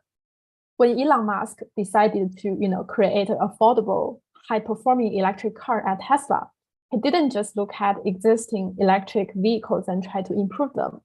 Instead, he broke down the problem to its basic principles. What components are required to build a car? And how can energy be stored and transferred efficiently? This approach led to innovations in battery technologies and car design, culminating in vehicles like the Tesla Model S. And the second example is from Airbnb. The founders of Airbnb didn't start with the premise of creating a new hotel chain. Instead, they asked a very fundamental question about hospitality. Does accommodation always require a dedicated building or establishment? Can everyone's living spaces be monetized? This led to the creation of a global home sharing platform, disrupting the traditional home industry. So hopefully, like these two examples can give you some ideas about what first principle thinking is. So which means we need to, break down the complex problem instead of from the problem itself. So the next question is like, how can we apply first principles to solve problems in our careers and lives? So here I'm gonna give you some examples that in my own career and life. So hopefully it can give you some ideas about how to apply first principles to your career and life. So when I got my bachelor in physics, I wanted to apply a PhD with full scholarship in industry. So you can tell like there's some, it seems like there's a big gap between my current status at that point and also my goal.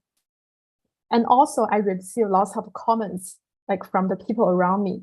And some people told me that it's better that you have a master's degree before applying for a doctorate. And some other people say that apply for a full scholarship, no way. They just don't believe like that. And also some people say like, it would be best if you have an undergraduate degree in the same major before applying for a graduate program. So those are all the comments I received like when I was applying for like the PhD in industrial engineering. However, like all of these comments, they didn't actually like influence me. What I did is break down like my goal into like small pieces and try to think from first principles. So the first question I asked myself is, what is needed to apply for a doctorate in industrial engineering? And then I look at myself and ask myself, like, what do I have? And also I'm trying to figure out what's the gap between like the bachelor degree in physics and my goal, which was like a PhD with a full scholarship in industrial engineering. So I can share a little bit about like, why I made that decision at that point. So in my sophomore year and also like the junior year, when I was in the college, I joined some like national competitions in mathematical modeling. And I figured that that's something that I'm really interested in. I'm interested in, like apply the mathematical modeling to some real problems, try to, model the real problem into some mathematical formats and then solve the problem by using some solving a math problem and like by using some like coding as well. So, and also like when I was, learning, taking some courses like in physics, I found out that I'm more interested in the math part of physics. I'm interested in taking some like mathematical courses, but I didn't really enjoy like doing some experiments. So that's why I figured that I don't really want to use I don't really want to, be like a physician or something. Like I don't want to pursue any further degree like in physics, but I do really want to transition to like industrial engineering. So, and then I asked some like alumni and who are like senior than me who already graduated from my university, and then I asked their advice, and then I figure out, oh, there's a major called industrial engineering, and in this major there are different like focuses or concentrations, and there's a concentration called like operations research. That's exactly applying some mathematical modeling to some real problem. And after I figured out that, then my goal was like I really wanted to get to pursue industrial engineering. And also at that point, I was like doing my bachelor in China, and I also want to, pursue my advanced degree in another country.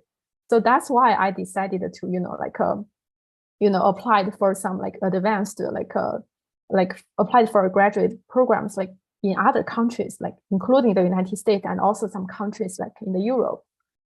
And the reason why I applied for PhD directly is actually very simple. For like master program, it's pretty expensive, but for the PhD, if I can apply for the full scholarship, it's gonna, I don't need to worry about the money. And I didn't save enough money actually at that point to pursue like a master to pay for the whole tuition by myself. So I decided to, I should really apply for a PhD with full scholarship, because like if you apply for a PhD, it's more likely that you're gonna get a full scholarship compared to applying for a master. So this seems like a very risky decision. However, I started from the first principles, like breaking down this, like my whole decision process into different parts. I was not like influenced by other like comments around me. I decided to target this problem from the first principle. And then I figure out like the gap between my like bachelor degree in physics and also the goal that I want to apply. And also like did some internships in between to help me to finally get an offer like with full scholarship in industrial engineering. So that's actually like my story, and I really want to share that with all of you. So never, give up just because some other people's comments. Try to solve some problems from like the first principles. And the second story that I want to share is like when I was looking for my first full-time job. So, in like when you are looking for like any job, the process is like this. So first of all, we applied online, and then many people applied online, right? So if we get lucky, and then we're gonna receive a recruiter call, and the recruiter gonna talk about some some logistic stuff. And if after the recruiter call, if we get lucky enough, and then we're gonna go through the interview process, and also including the phone, for example, like the full screening, like some technical rounds, and also the on-site rounds. And if we are super lucky, and then we can get an offer. So that's a traditional job application process. And there's some facts related to that. So first of all, a recruiter actually receives hundreds of resumes a day. So that's, recruiter's job, and he or she gonna look at all the resumes he received and finally pick up your resume and then give you a call. So, so many resumes for the recruiters to review. And also, a recruiter spends only 6 to 8 seconds looking at your resume. That's also, a fact, which means like you'll spend hours and even days on your resume, but the recruiter only spend, such a short time period on your resume. So how to catch the eye, how to, catch the attention of the resume and also get the recruiter call, is pretty important. And that's very hard actually. So when I look at the traditional job application process and also understand the facts, what I did is instead of mass applying, I posted my resume on LinkedIn. and also attached a sincere and detailed introduction about myself. So the reason why I did that is, I really want to, get more people who are hiring to see my resume. Because if I apply online, right, so my resume is just like one of the thousands resume that the recruiter sees. So how can I guarantee that the recruiter gonna give me a call, right? So instead of mass applying, I just want to, put my resume in front of other people, and then like some people they may reshare my resume, or also I give some comments. So that also helped my resume to be reached to more recruiters. And also, like, instead of just apply the jobs like in this traditional way, I also actively seek help from some professionals who are already in the companies to ask for their internal referrals. So I would like to say that if you don't proactively say that you need help, no one will know you need help. So if you are looking for jobs, let people around you know that you are looking for jobs. And also asking for help, reach out to people on LinkedIn and send their messages, like introduce yourself, let them know that you are looking for jobs. And then like eventually after you keep doing this, eventually someone gonna help you. So I would like to say, like, in this job, like search process, like try to be like proactive, try to ask help as much as you could. And the next, so now we talk about like the first principles, and also like share like 2 stories of myself to explain how to apply first principles in my life and in my career. The next topic I want to share is inner power. And what is inner power? So in my opinion, inner power is the unfair advantages. So you may ask, what are unfair advantages? Actually, a real unfair advantage is something that cannot be easily copied or bought by your competitors. So actually, everyone has their own like unfair advantages. So like we all know, like people have advantages and disadvantages. Sometimes like we just look at something we don't have. We always look at something that other people have and we don't have, and we feel like not very confident about making decisions. However, we should look at our advantages, especially our advantages that most people don't have. So I can give you an example here. When I was actually I already have a full-time job, and I want to have some side businesses like to do when I and I asked my mentors about like his advice. And at that point, I was thinking maybe I can be like a realtor, right? Because there's so many people around me, they are kind of like doing their side business, like in the real estate like area, right? And ask my mentor about like that question. Maybe I should also get some certificates in real estate. And then he asked me, right, what is my unfair advantages? Because, if I just, like everyone around me trying to get some certificate in real estate, just be a realtor, right? So that's not something that I'm good at. What I'm good at is, I already have the nonprofit organization at a point. I'm good at communication. I'm good at connecting people together. And I, already organize the whole community. So I should, make full use of what I already have. So at that point, I decided that, I should have a side business in career coaching and life coaching. That is something that I'm really good at. So in that way, so I successfully, started my side business in this career coaching and life coaching area. And I would like to say that that's my unfair advantage. And I believe everyone has your own unfair advantage. So try to figure that out. And the next topic I want to mention here is resilience. So resilience is actually, it's about how we deal with rejections.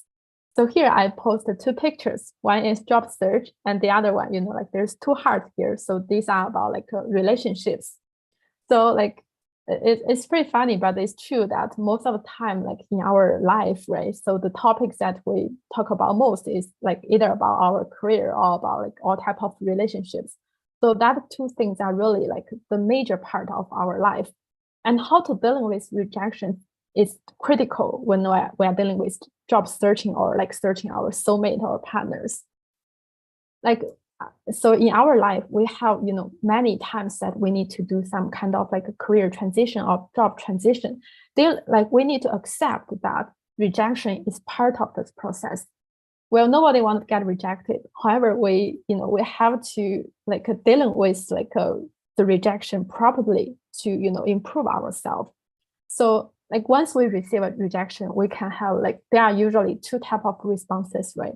The one type is you just kind of give up. You don't want to move forward anymore, right? And the second type of response is more active, which means it's more positive or also active, which is you learn from the rejection and then you use that power to move forward. So if you keep following the first path, always give up, and then you will never achieve anything. However, if you follow the second path, which means every time there's a rejection, you try to learn from the rejection, and then you're going to be better and better. So our goal here is to be 1% better every day. We don't have to be, a totally different person the next day. But if we can just make some minor progress every day, we will eventually be where we want to be. So dealing with rejections and also treat rejections as part of our life is very important. Yeah, so that's all the contents that I want to chat about today. And thank you so much. And also feel free to connect with me on LinkedIn. I also post my LinkedIn website here.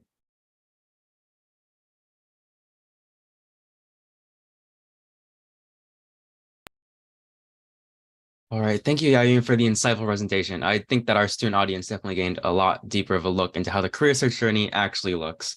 So now, after we finish our final speaker, please take a moment to fill out this Google form for one last time for a chance at winning a round of applause.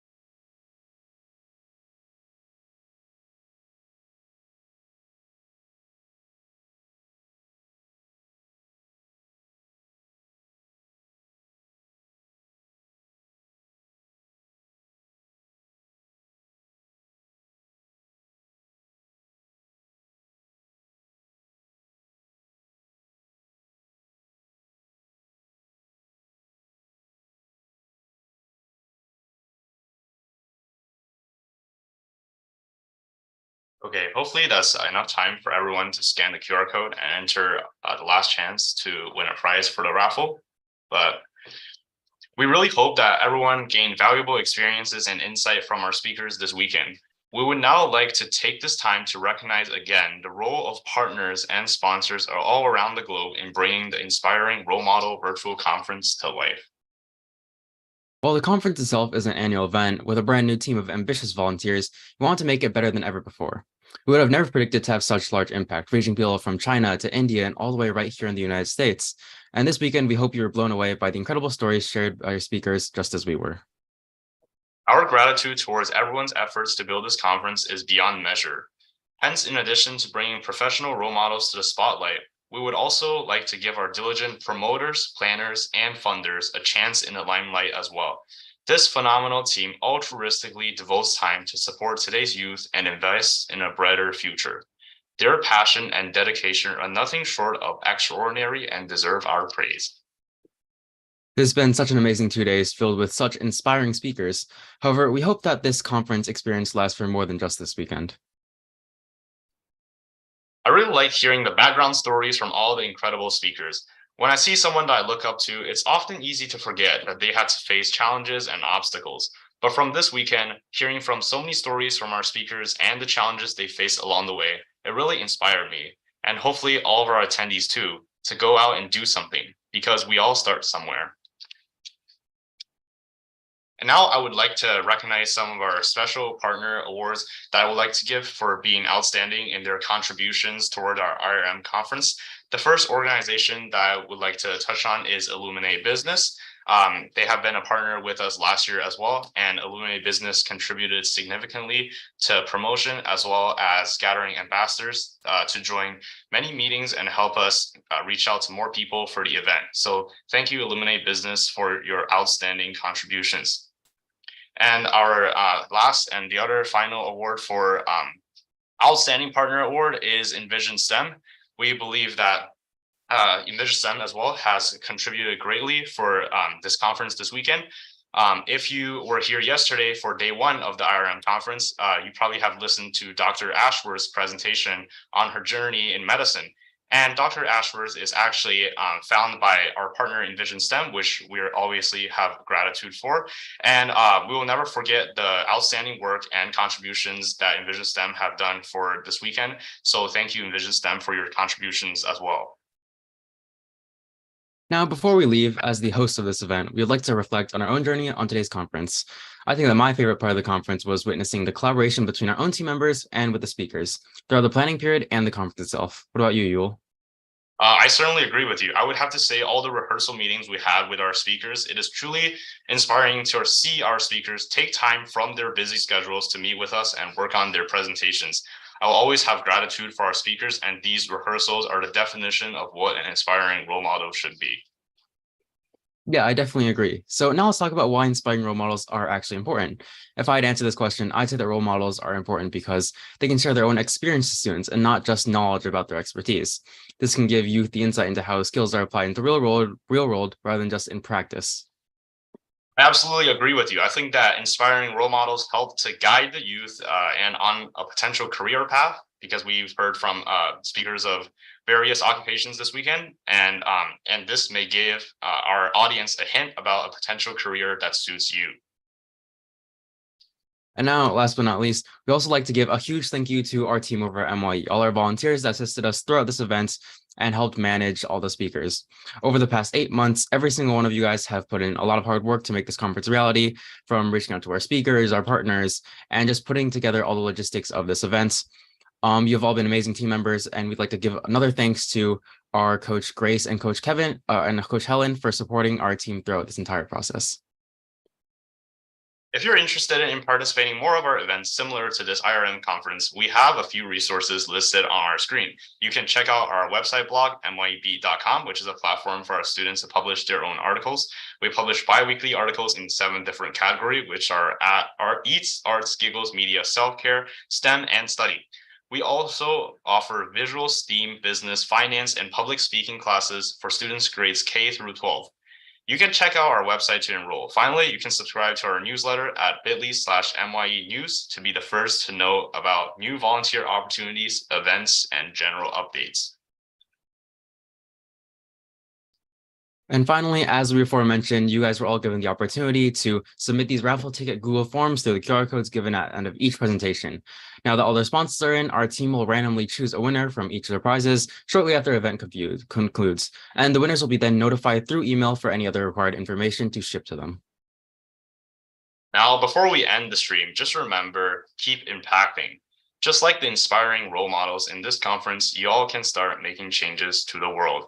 And with that, it is the end of the 2023 Inspiring Role Models Virtual Conference. Kevin and I were honored to be your hosts this weekend, and we hope that you have an amazing rest of your day.